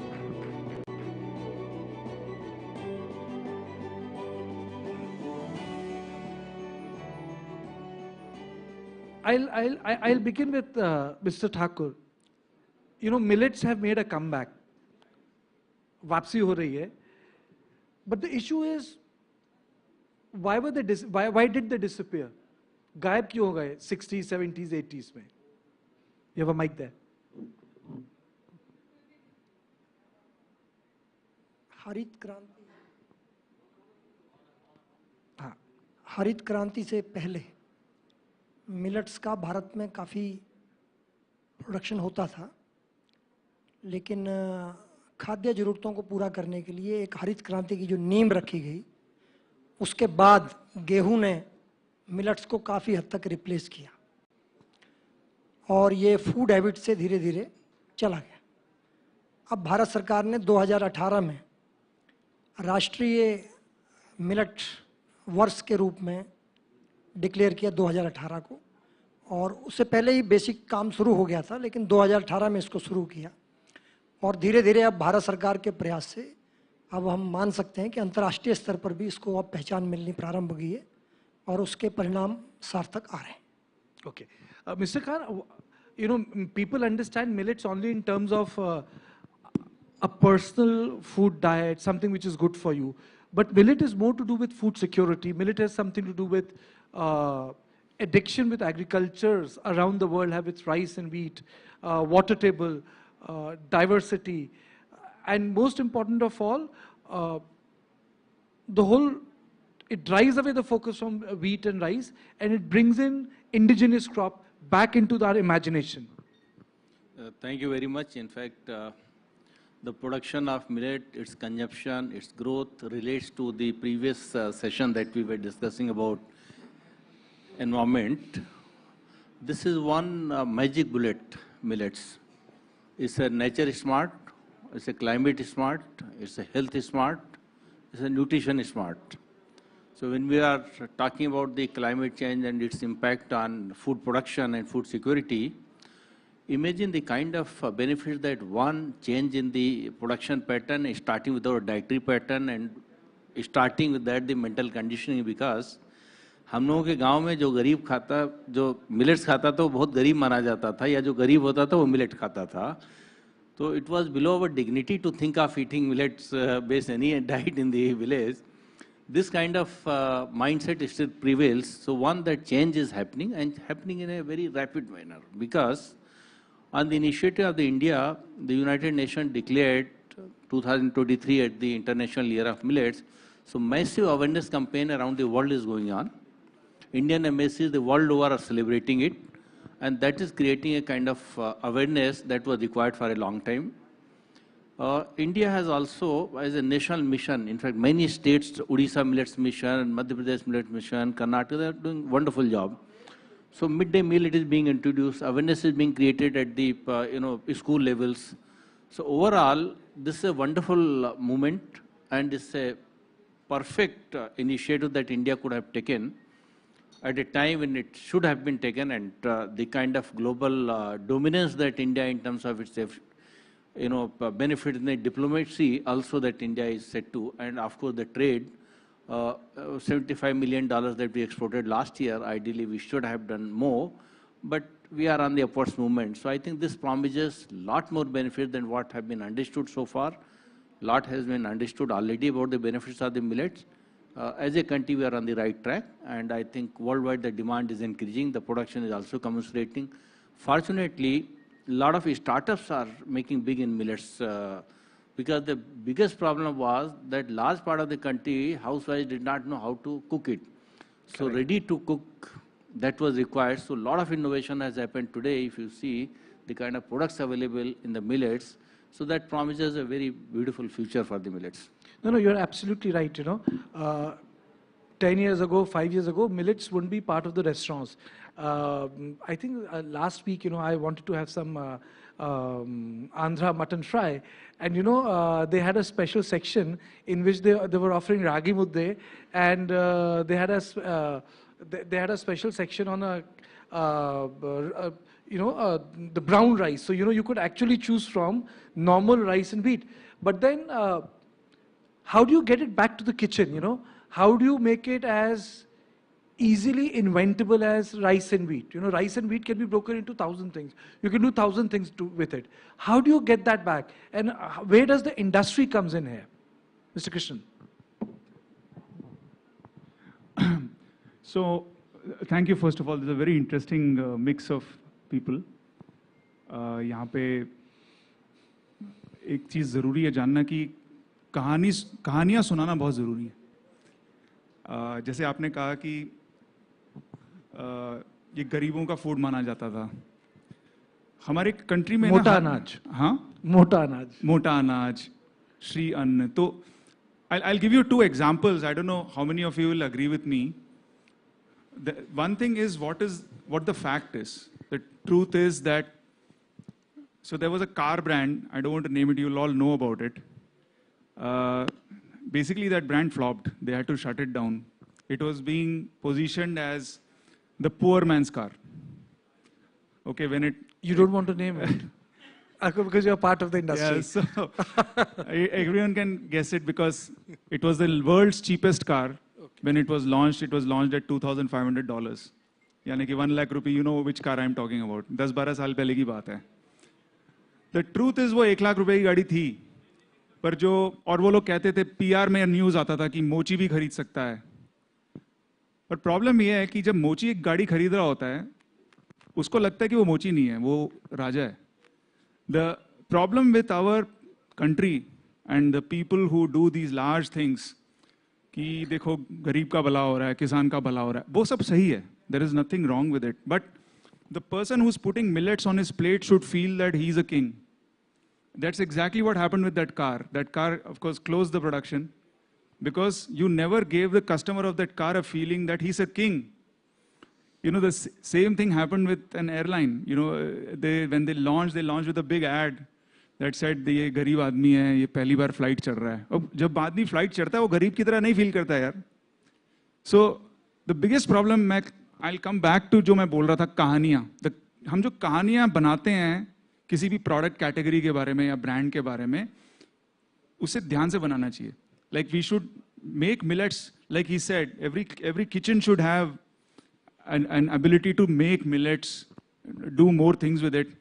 So first and foremost, what I'd like to tell you is if it has to enter homes, and now India is becoming a more prosperous across the spectrum, we are going to be the largest economy in the world.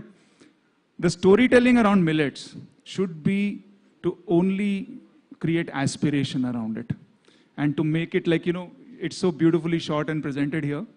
To make people feel that, yes, even the government's narrative should be around that. पर लोगों को एक दूसरा डर भी लगता है कि इस पूरे उसमें कहीं इंडस्ट्री प्रोसेस्ड मिलेट्स को ना किचन में भेजना शुरू कर दे. मतलब जिसे कहते हैं जो प्रोसेस्ड फूड से जो दिक्कत है वो मिलेट्स भी उसका शिकार हो जाए. इस बात पे तो जजमान नहीं कुछ बता सकते हैं हमको. My larger point is that yes, you are right that industry needs to sell a good story, but the larger point is how do you break it down? You ask people, they'll say we'll do 5 things with millets. How can you do 100 things with millet? So that's the next point I wanted to make is that हमने एक research करी थी. We went to a lot of housewives and asked them a question कि do you agree that millets is a good thing? They all said yes. Of course we agree. कौन disagree करेगा? और प्रधानमंत्री खुद जाके US में millets का menu में डलवा रहे हैं तो अच्छी चीज़ होगी. और ये आयुर्वेद से जुड़ा हुआ है, योगा से जुड़ा हुआ है, बड़ी सारी कनेक्शंस हैं इसमें हमारे हेरिटेज में. अच्छी बात तो है, अग्रीएबल है, लोग अग्री करते हैं. पर आप उनसे पूछोगे आप बनाते क्या हो मिलेट्स में? नहीं जी, हफ्ते में एक बार कभी कुछ बना दिया. यूसेज नहीं हो रही, consumption. And it is not because they don't want to do it, they don't know what to make with it. यहाँ पे देख लीजिए, अभी 3 फोटो होंगी, एक उपमा होगा, एक खिचड़ी होगी, एक डोसा होगा, बस. There is no suggestion. So what a housewife needs today or anybody who is cooking in the kitchen needs today is 300 things from with millets. कि भाई आज कुछ बनाए तो कल कुछ अलग. बहुत उन्होंने अच्छी बात बोली है. It is like fructose production in America. You make 1000 things from it. It's like ethanol. You know, you do 1,000 things in context of blending. इसे एक आम अगर हम किसी को बोलें कि इससे वाटर टेबल इम्प्रूव होगा, इससे आपकी डिपेंडेंस गेहूं पे कम हो जाएगी, but it will not make millet out of your house hold thing. और पुश यही है कि घर के मतलब आपकी रसोई का अभिन्न अंग बन जाए. वो कैसे हो, ये बताइए. नहीं, देखिए, भारत सरकार ने नेफेड को इसका जिम्मा सौंपा है और हमने अलग अलग स्तर पर उसमें काम करना प्रारंभ किया. सबसे पहले तो अवेलेबिलिटी एक इश्यू रहता है, तो हमने बेंडिंग मशीन्स लगाए हैं जगह जगह पर. आप मिलेट जाकर उस मशीन से अपने आप ले सकते हैं, तो उसका एक शुरुआत हमने करी है. उसके साथ साथ हमने मिलेट कॉर्नर्स अपने नेफेड बाज़ार में मिलेट कॉर्नर डेवलप किए हैं. तो अब जैसे आप दूसरा सामान खरीद सकते हैं, वैसे ही आप वहाँ पर जाकर मिलेट्स भी खरीद सकते हैं, वो अवेलेबल है. इसके अलावा हमने जो है वो मिलेट स्टार्टअप्स शुरू किए हैं. तो मैं एग्जांपल के लिए अभी मेरे पास एक महिला आई, वो एनजीओ चलाती थी और उसके पास सेल्फ हेल्प ग्रुप थे बहुत सारे. तो हमने कहा कि जो एसएचजी हैं आपके, हम उनको ट्रेनिंग देंगे इसकी रेसिपी बनाने का, तो वो बनाकर आप दीजिए, उसका जो प्रोडक्ट होगा उसकी मार्केटिंग नेफेड करेगी. तो हम अपने बाजार में भी उसको जगह देंगे और उसकी अलग अलग जगह पर मार्केटिंग करेंगे. तो उन महिलाओं को रोजगार भी मिलेगा और उसके साथ साथ जो है वो एक मिलेट्स का प्रचार भी होगा. इसके अलावा मिलेट एक्सपीरियंस सेंटर हमने खोले हैं, अर्थात वहाँ पर अलग अलग, जैसे आपने कहा कि हर तरह की जो व्यंजन है वो वहाँ पर मिलेट्स के मिले हैं और लोग उसको टेस्ट कर सकें. तो जब तक वो टेस्ट नहीं करेंगे तब तक उनको आगे भविष्य में उनकी इच्छा नहीं बढ़ेगी उसको करने की. तो जैसे दिल्ली हाट में आप जाएंगे तो वहाँ पर कोई भी गृहिणी आएगी तो वो देखेगी कि ये मिलेट्स का बना हुआ सामान है, वो खाएगी तो वो भी, उसकी भी इच्छा बनेगी कि अच्छा अगर सामान है, अच्छा व्यंजन है तो वो बना सकती है. तो मल्टीपल तरीके से हमने उसको किया. गिफ्ट्स का हिस्सा बनाया है इसको, तो हम अब गिफ्ट पैक उसमें डेवलप किए हमने, तो गिफ्ट के साथ उसको हम दे रहे हैं. तो ऐसे अलग अलग स्तर पर हम उसके अलग अलग प्रयास हमने शुरू किए हैं और प्रधानमंत्री जी ने विशेष तौर पर जो है इसको इंटरनेशनल स्तर पर जो है स्थापित करने का काम किया है, उसको लेकर गए हैं. और ये ना केवल भारत का, मतलब इंटरनेशनल लेवल पर भी हमारे जो संबंध हैं उनको अच्छा करने का काम कर रहा है. और दूसरी कंट्रीज भी हैं, हमने आइडेंटिफाई किए हैं कि हम इसकी अगर हम जैसे हम बात कर रहे हैं कि हम 12 अरब डॉलर तक जो है वो बाजरा का उत्पादन करने वाले हैं, तो उसके लिए बाजार कहाँ है, भारत के बाहर. तो वो भी हमने आइडेंटिफाई किए हैं देश, और दुनिया के बहुत सारे देश हैं जहाँ मिलेट्स का प्रोडक्शन भी होता है और वहाँ पर मिलेट की खपत भी होती है. तो ये सब हम काम मल्टीपल स्तर पर भारत सरकार के साथ मिलकर जो है वो कर रहे हैं. और मुझे उम्मीद है कि आने वाले समय में आप देखेंगे कि वो घर के अंदर मिलेट्स जाएंगे और मिलेट्स के जो अलग अलग तरह के व्यंजन, जैसे हमारे साहब बोल रहे हैं कि 1000 प्रकार के व्यंजन बन सकते हैं. बिल्कुल. तो ये सब चीज़ें आने वाले समय में आएंगी और सरकार इसके लिए प्रतिबद्ध है. मैं इतना जरूर कहना चाहूँगा यहाँ जो लोग बैठे हैं उनको भी, कि हम एनवायरनमेंट की बात कर रहे हैं तो हम चारों तरफ के एनवायरनमेंट की बात कर रहे हैं, बट हमारे अंदर जो एनवायरनमेंट है, ये जैसा बाहर का एनवायरनमेंट होता है ऐसे हमारे शरीर के अंदर भी एनवायरनमेंट होता है. हमारी सेहत के लिए वो अंदर का जो एनवायरनमेंट है उसकी बैलेंसिंग बहुत जरूरी है, और मिलेट जो है उसकी बैलेंसिंग को बनाता है.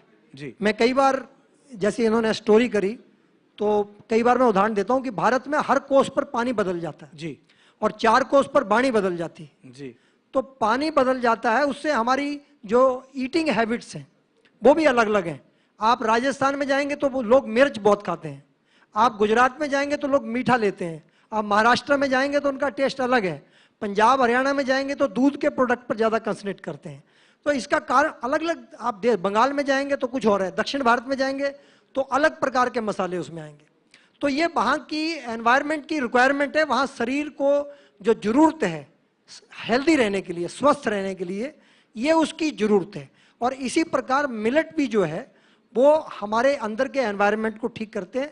इसलिए हमारे जो बुजुर्ग लोग थे वो लंबे समय तक बीमार नहीं होते थे, क्योंकि इसके अंदर पोषक तत्व भी बहुत बड़ी मात्रा में होते हैं. हमारे रिसर्च सेंटर जो है उन्होंने अपनी रिसर्च के माध्यम से इसको स्थापित किया है, तो वो इंस्टीट्यूट लगातार उस पर काम कर रहे हैं. आने वाले समय में जो हम अवेयरनेस प्रोग्राम चला रहे हैं उससे मैं समझता हूं सरकार के जो सार्थक प्रयास हैं उसके कारण न केवल भारत में ये रसोई का हिस्सा बनेगा, बल्कि विश्व में भी भारत का जो है, ये भारत के प्रोडक्ट जो है, भारत के मिलेट जो है, ये विश्व में दूसरे देशों में भी रसोई का हिस्सा बनेंगे, ऐसा हमारा विश्वास है. खान साहब आपने शुरू में बोला था कि millets in the outside world, इन्होंने मतलब he spoke about millets in context of the body, but आपको लगता है क्लाइमेट चेंज में millets is the way forward? जिस तरीके से पूरी दुनिया में क्लाइमेट चेंज हो रहा है, millet is an answer for our food security? Absolutely. In fact आप अगर देखें मिलेट्स का तो सबसे ज़्यादा environment friendly, because arid and semi arid zone का क्रॉप है, and it requires very little water, and that is why large parts of India which are rain fed, it is being grown, and large parts of Africa, which is India and Africa put together, make up almost 70% of the millets production. So that is one thing. Second, it does not require the chemicals application. Mostly pest resistant hote, so therefore you don't need to apply that, and it depends mostly for its nutrition from the soil itself. You don't have to externally spray fertilizer and so on. So therefore, what we say climate smart, environment compliant productions, the millets are the crops. So therefore, when we are, the major issue of climate change, its implication on the food security. So millets are the answer, and therefore, in future climate mitigation strategies also, the millets production has to be stepped up. I know there would have been a lot of things to be said by all of you, but I'm really sorry we have fallen short of time. You wanted to say something, Ashok ji? One thing I want to say, जो हमारे साथी बोल रहे हैं, ये किसान friendly भी है और लागत को कम करता है फसल की, उसके साथ साथ उर्वरक की खपत को कम करता है, कीटनाशक की खपत को कम करता है, पानी तो बताया, एक नॉर्मल गेहूं के लिए 2100 लीटर चाहिए, तो इसके लिए मात्र 300-350 लीटर में इससे काम होता है। तो वो सब चीज़ें जो हैं एनवायरनमेंट फ्रेंडली तो है ही है, उसके साथ साथ हमारे फार्मर्स फ्रेंडली भी है। तो अगर हम देश के फार्मर्स को भी उनकी लागत को कम करके उनकी अगर प्रॉफिटेबिलिटी को भी बढ़ाना चाहते हैं तो उसमें भी बहुत बड़ा कंट्रीब्यूशन जो है वो मिलेट्स का हो सकता है। तभी हमने जो अपना थीम रखा था वो यही रखा था कि मिलेट से सुर मिला तुम्हारा, तो मिले सुर की जगह मिलेट सुर किया था। आप सब लोगों का बहुत बहुत शुक्रिया for making time on this topic of millets, and I hope it becomes part and parcel of our kitchen and India's kitchen, क्योंकि मिलेट केवल एक डाइटरी फैट नहीं हो सकता है। Millet is about food security, millet is about the sort of addiction which India generated, as you very rightly said, after Harit Kranti, the food revolution, but those days are gone, and I think we really need to take steps not only in context of health of our bodies, but I think health of a larger agriculture, जो हम miss कर जाते हैं। Thank you all of you. Thank you so much, sir. TV9 Bharatvarsh का भी बहुत बहुत धन्यवाद इसको अपने अभियान का हिस्सा बनाने। बहुत बहुत शुक्रिया आपका। Thank you so much, everyone.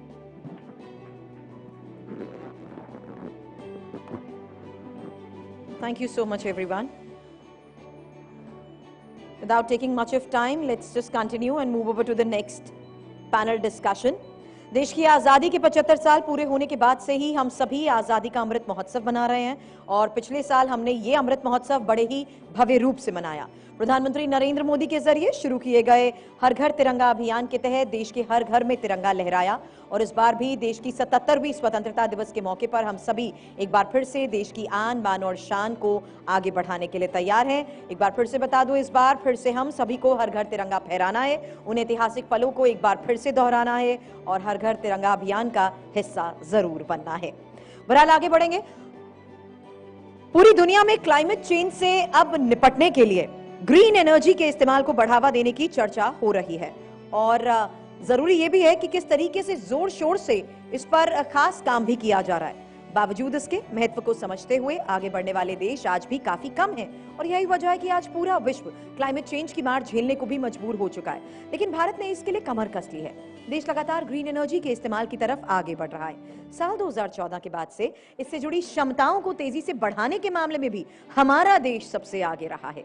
हम 2030 तक कार्बन एमिशन में 35% तक कटौती के टारगेट के साथ आगे बढ़ रहे हैं, और हमारा सालाना प्रति व्यक्ति कार्बन फुटप्रिंट सिर्फ 1.5 टन है। और खास ये भी है कि विंड एनर्जी के मामले में भारत चौथे नंबर पर पहुंच गया है, वहीं सोलर एनर्जी में हम 5वें नंबर पर हैं। रिन्यूएबल एनर्जी कैपेसिटी में देश ने 290% की बढ़ोतरी की है।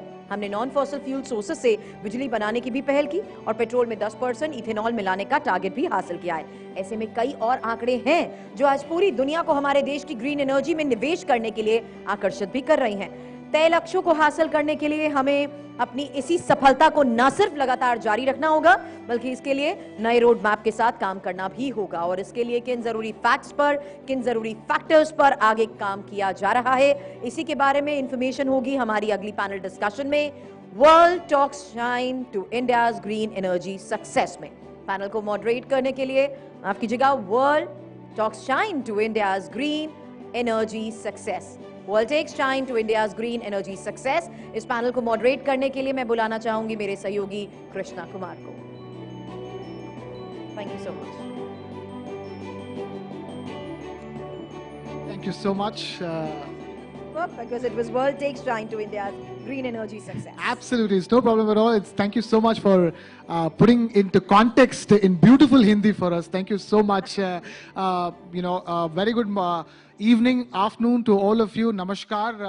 I'm Krishna Kumar from the TV9 network, and I'll be taking you through the next panel discussion, World Takes Shine to India's green energy success. And to do this panel discussion, let me first invite the special gentleman on stage. I'm going to begin with Mr. Deepak Gupta, Honorary Director General, National Solar Energy Federation of India. Ladies and gentlemen, big round of applause for Mr. Deepak Gupta.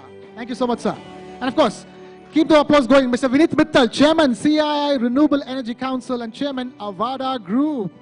Thank you so much for joining us, sir. And Mr. Rambabu Paravastu, Chair, FICI Climate Change Committee and Chief Sustainability Advisor, Greenco Group. Thank you, Mr. Rambabu Paravastu, for being with us. And of course, Dr. Rajiv K. Mishra, Chair, Power Committee, PhD, CCI. If you can get him on stage, sir, thank you so much for being with us.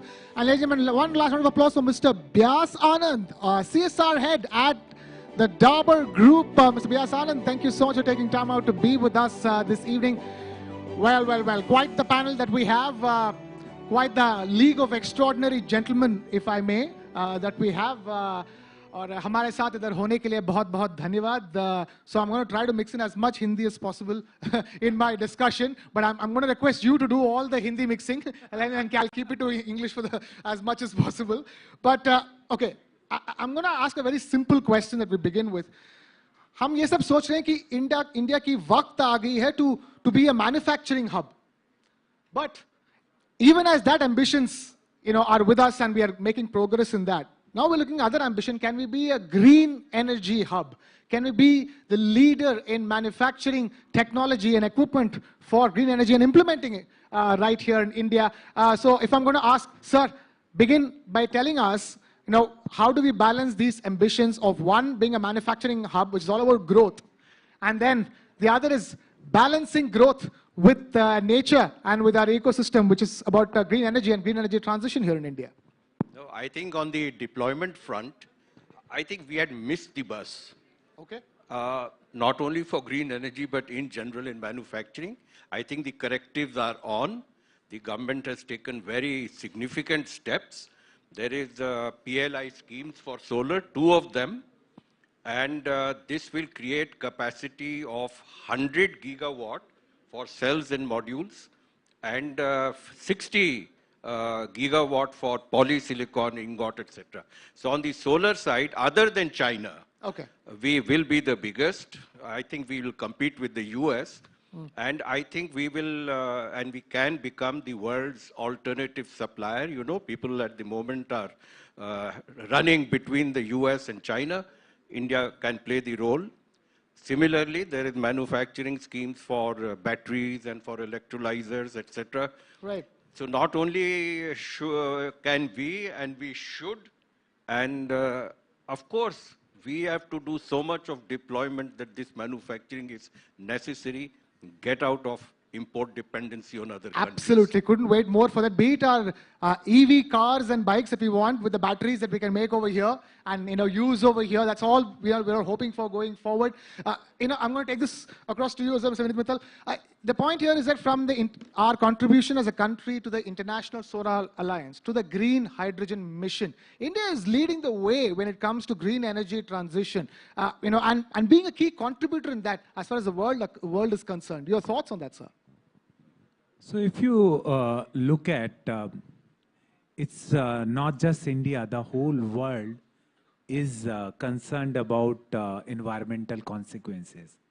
The West never used to feel the pinch of heat or the floods. So when it comes closer to your home, you start realizing the consequence of damage one has done to the Mother Earth and to the nature. And the technology did exist before also in terms of alternatives to hard to abate sector. If you talk about ammonia, Haber process is 100+ year old. It's not that the technology did not exist. The whole thing was the adoption. And are you going to put your money where your mouth is, and are your policies conducive enough to support industries to succeed? So if you look at Deepak ji is here, he was our MNRE secretary.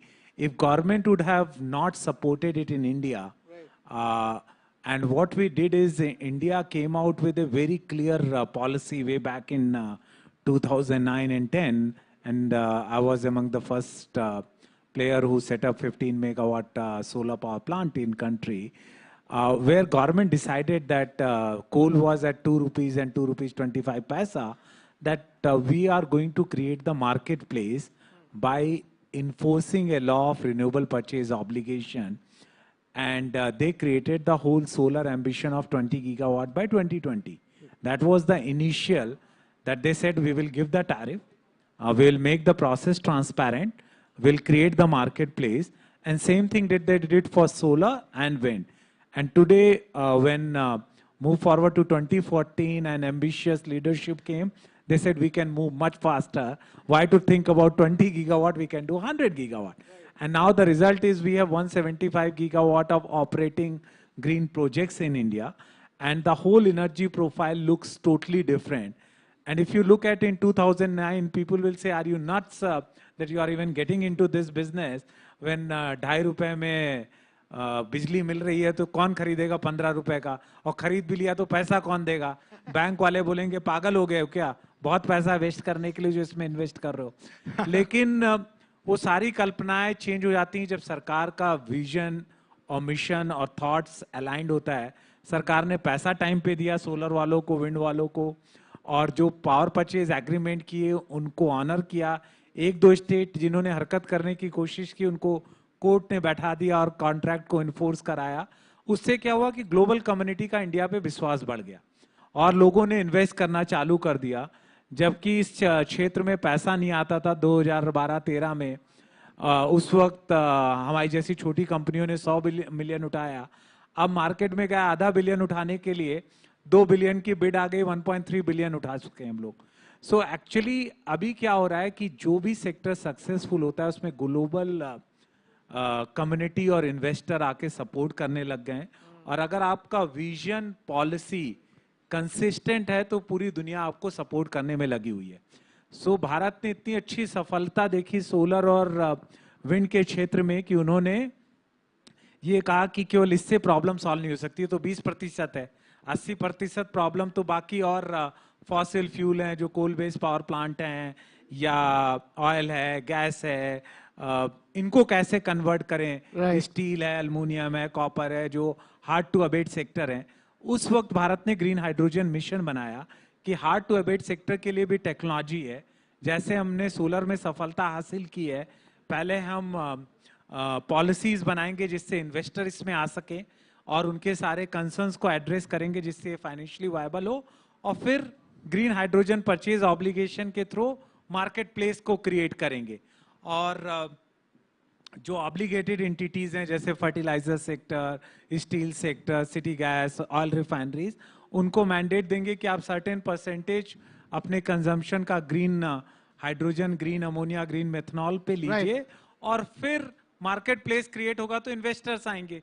So India इसको different तरीके से देख रहा है। वो इसलिए नहीं देख रहा है कि केवल वर्ल्ड चाहता है, वो इसलिए देख रहा है कि हमारे देश का कल्चर ही एक्चुअली मदर अर्थ को मदर की तरह ट्रीट करना था, और नदियों को हम माता मानते थे, पर्वत की पूजा करते हैं, और उस कल्चर को प्रमोट करने के लिए और सस्टेनेबल लाइफस्टाइल डेवलप करने के लिए green hydrogen, green ammonia, green energy. Actually, our connection as civilization with nature is so old. We were leading the world in in sustainability either way, barring the 200 years of colonization.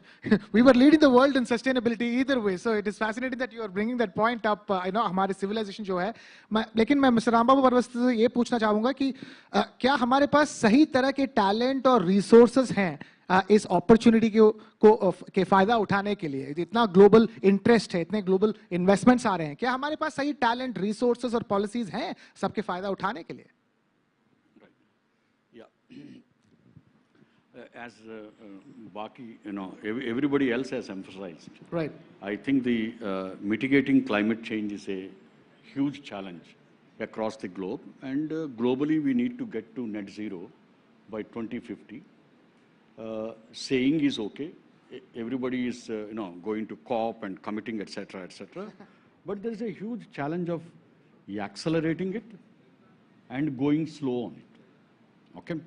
So, very important challenge is actually accelerating it and promoting the first level net zero solutions in each sector.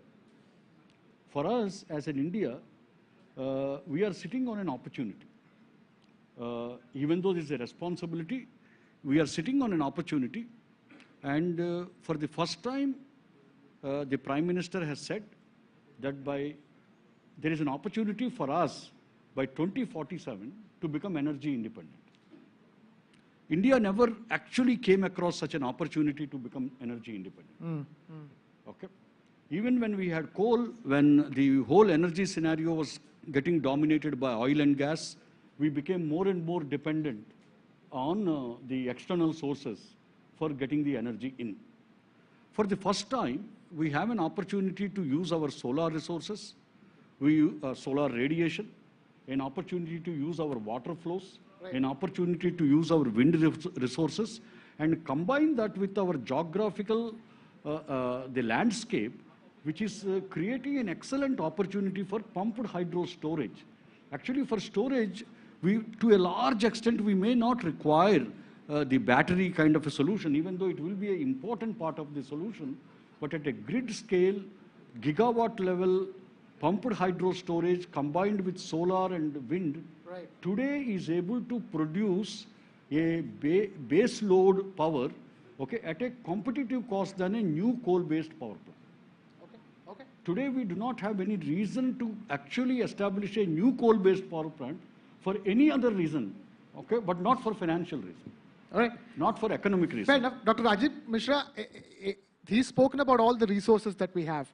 I'm going to push that other question that I'm going to ask first. Do we have the talent? We have the resources to make this renewable energy transition. Do we have the talent? If you ask me straight away whether we have the talent, let me give you a small background. What Vineet has said, what Mr. Gupta has said. The country, we are saying that we have to go for green energy, and it has to be environmental friendly, whatever we do. But at the end of the day, where we stand and what the real picture is also very important. If we see, if we are generating 1,400 billion units today, 80% of it still comes from thermal. And the most important thing is the renewable capacity addition is one thing, and how much energy we are getting and how we are going to meet our targets in 2030 or in 2070 when we see that it has to be net zero. So two important aspects here. One thing is to capacity addition, to have more renewable in our portfolio or basket. Second is to mitigate the environmental risk which comes from the energy transition or the thermal, which is contributing 80% of your energy. So important thing is overnight we cannot change this 80% to a level which we feel. We are a growing country, we are one of the fastest growing large economy of the world, energy needs are going up. So keeping that in mind, we have to have a right kind of a balance that we have to mitigate the environmental or carbon gas effects of this thermal plants and at the same time increase the capacity of our renewables. The question what you asked, this country has immense talent, let me tell you. It's a rhetorical question, sir. No. We have the talent. No. Let me tell you. the country has seen the growth in the power sector and particularly renewable at a much faster pace than what we all imagined. We are standing at 421 gigawatt, out of which 175 gigawatt comes from renewable. And we didn't have the talent of that scale in terms of wind or solar, or for that matter, any other renewable source. We have coped up that requirement. And the first question which you asked to Mr. Gupta, let me tell you, the country has to come to a level where we can say that if this country has to be the hydrogen hub in future in 2030, then we have to create the right kind of institutions, right kind of excellence center, and the most important thing is the research center at the right places. Okay, fair enough. Yeah, please, sir, quickly. On the talent part, I think the scale and depth of manufacturing that we are setting up for the first time in India does require special kind of talent. And we as a federation, we are talking how to be able to create that manpower which the manufacturing industries would be required. Lower down the line, I can tell you that Germany, Japan, and many other countries are now waiting to get talent from India. And you will be exporting lower level people, skilled people in these renewable energy sectors to these countries where there are short of labor. Fair enough. Mr. Byas Anand, I have to only ask you a very simple question over here. Indian companies are also going the extra mile when it comes to being more sustainable. Every company, every sector, you come from a sector where lots of talk about packaging of the food, lots, and then not just your company, across corporate India, the questions of a carbon tax, is it needed now to get into that sustainability groove of things? I want your thoughts as a representative of India Inc. on this panel. Tell us. Thanks, Krishna. In fact, what you rightly said is that every Indian company, be it large or small, is doing their bit to conserve environment, to reduce their carbon footprint. Every company has taken a target for net zero. Some will try to achieve it in 30, some 35, some 40, but those targets are already in place, in line with what Mr. Modi has also targeted for the country. But a carbon tax, I don't think is the right way to go. It may not necessarily be, taxing everything may not necessarily be the right thing. What you also need is incentives, and what you also need is popularizing. Everybody's talking about solar energy, right? And we have set ourselves the target at Dabur that over 60% of my energy requirements will come from renewable and solar or clean sources by 2026. We have already achieved 50%. But what is happening is the policy or the, across states differ. So which makes it difficult for companies to adopt or adapt the solar energy. One state, say like a UP, is very open. It will let you connect to the grid, draw solar power from the grid. But another state is completely opposed to it. It will not. It will say you will have to set up the solar in your plant premises. If you have to do it on your rooftop, only 1 megawatt per connection is allowed. So there has to be some uniformity when it comes to these policies across states. That is what's going to help companies, adapt and embrace these cleaner technologies. All right, it's a fascinating discussion. I'm afraid we can continue this discussion. I'm being told here that we're really running short on time. There is one audience question. If I may take one audience question. Sir, you have a question? I know we are running again out of time, but just wanted to ask 2-3 things, if you can quickly comment. One is that people do worry about the affordability of the energy, the new energy, which will be, commoners ask this question कि जब इतनी बड़ी कंपनियां एकदम अलग तरीके से बिजली बनाएंगी, ऊर्जा बनाएंगी, तो वो हम लोग खरीद पाएंगे क्या? एक ये सवाल के लोग पूछते हैं. Second is that how ready we are in terms of the institutions designing the courses, educate courses for being the future ready, and do we have the faculties and other resources, infrastructure to train the new generation to be invested in this kind of industry? That's it. Actually, I'll take that question. So when I was setting up my 15 megawatt, I was asked by First Solar, an American company, that you find a German EPC contractor or European, then only I will sell you the solar panel. And This was not long back. It was in 2010, January or February, I still remember very clearly. And we did work with Konaji, and that company doesn't exist anymore. They used to do 100 megawatt a year. Now my company does 2000 megawatt a year of EPC alone. So look at the scale, like it has gone not 10 times, it's like more than 100 times which has expanded. So in terms of human capability and the talent skill, actually India has our biggest strength more than natural resources is human talent. We are blessed and fortunate that we have the talent pool which is driving Googles of this world to Facebooks of this world to Apple of this world. We should not be worried about it. What we need to do is to start rewarding our faculty in an honorable fashion. So the best teaching talent remains in India and they empower our youths more and more. Talent is not an issue. And in terms of the energy cost and affordability, solar is the cheapest in the world. The reason we are able to think about green ammonia, green methanol, because our cost of energy is 275. The reason you pay little higher electricity cost, because we as a country still have poor people. And the government has to support underprivileged by giving them electricity either at free to the farmers or to the people who are not making good money. So that is the reason there is a cross subsidy on industry and people who can afford to pay. But solar, wind and pumped hydro together can provide you reliable, affordable, green power 24/7, 365 days. India would run cars, trucks and everything from पानी. आपको जब बोले कि जल से गाड़ी चलेगी तो आप सोचते थे बच्चे कल्पना कर रहे हैं. अभी कल्पना नहीं रह गई, ये वास्तविकता हो चुकी है. Green methanol, green ammonia, green hydrogen की कारें आ रही हैं. जिस दिन आपके पेट्रोल पंप में पेट्रोल के साथ हाइड्रोजन मिलने लग जाएगा, आपकी ग्रीन कार्स आ जाएंगी और आपकी कॉस्ट ऑफ रनिंग 1/4 होगी. कैपेक्स जरूर ज्यादा हो सकता है. सर एक समय बचपन में हम लोग जल तरंग देखते थे टीवी पे, वो जल से अभी इतना कुछ हो पा रहा है, आज ही समझ में आ रहा है हमें. तो एक मैं आपसे एक ही चीज कहना चाहता हूं, बिजली कहीं से फ्री नहीं आ रही है. उसको बनाने के लिए बहुत इन्वेस्टमेंट करना है, मेहनत करना है. तो ये कल्चर के फ्री मिलेगा या बहुत सस्ता मिलेगा तो आप पूरे सेक्टर को खत्म कर देंगे. बिल्कुल, ये ध्यान में रखना चाहिए. So that famous हम लोग गरीब नहीं है ऐसे.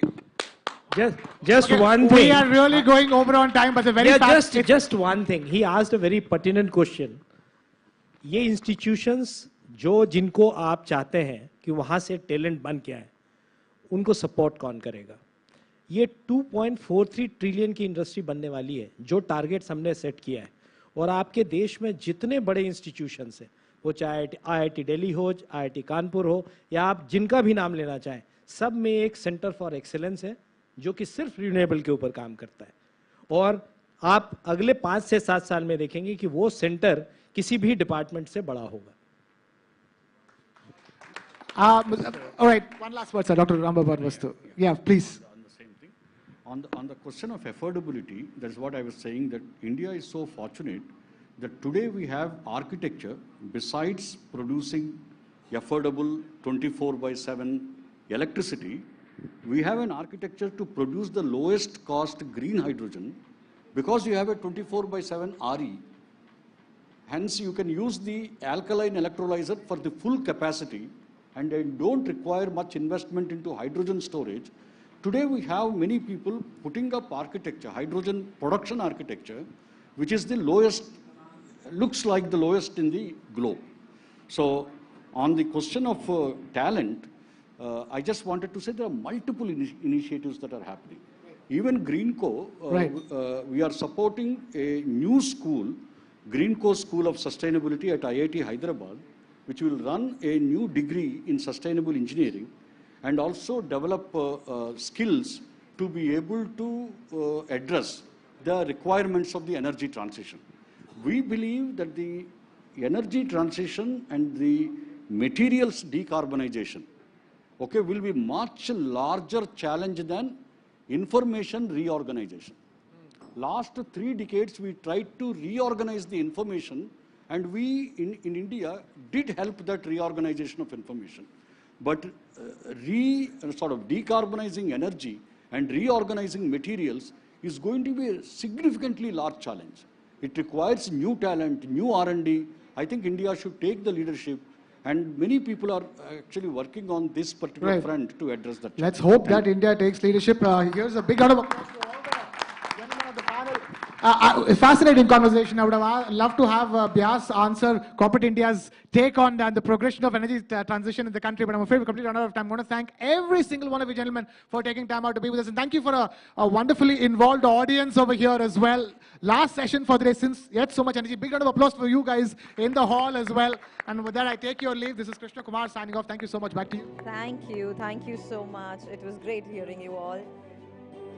Okay, I would request you to please be all seated the for a few panelists to more just stay on minutes. stage for a second. We will be taking the pledge for My India, My Life goals. Requesting all the audience as well to take the pledge along with us. Please, sir. Please, sir. I would please request you to please be with us in the premises right now for a few more minutes. And अब मैं आप सभी से request करती हूँ कि आप सभी खड़े होकर लाइफस्टाइल फॉर एनवायरनमेंट के लिए प्लेज लें। हम प्रतिज्ञा करते हैं कि हम हमारे एनवायरनमेंट को बचाने के लिए अपनी रोज की जिंदगी में हर संभव बदलाव लाएंगे।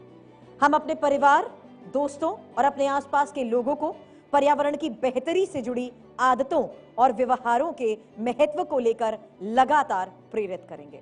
हमारे इंडिया के लिए, हमारे अर्थ के लिए हम अपने इस लाइफ गोल को अब अपने जीवन में अपनाएंगे, हमेशा इसका पालन करेंगे। Thank you so much for your presence, and all I can say at the end of this conclave is, knowing is not enough, we must apply. Willing is not enough, we must do. And at the end, I'm going to make the rest of my life the best of my life. Thank you so much for joining us today, everyone. Round of applause for all of you. Dhanyavad. Thank you so much. Well, you can join us for a tea, high tea, and thank you for your presence today.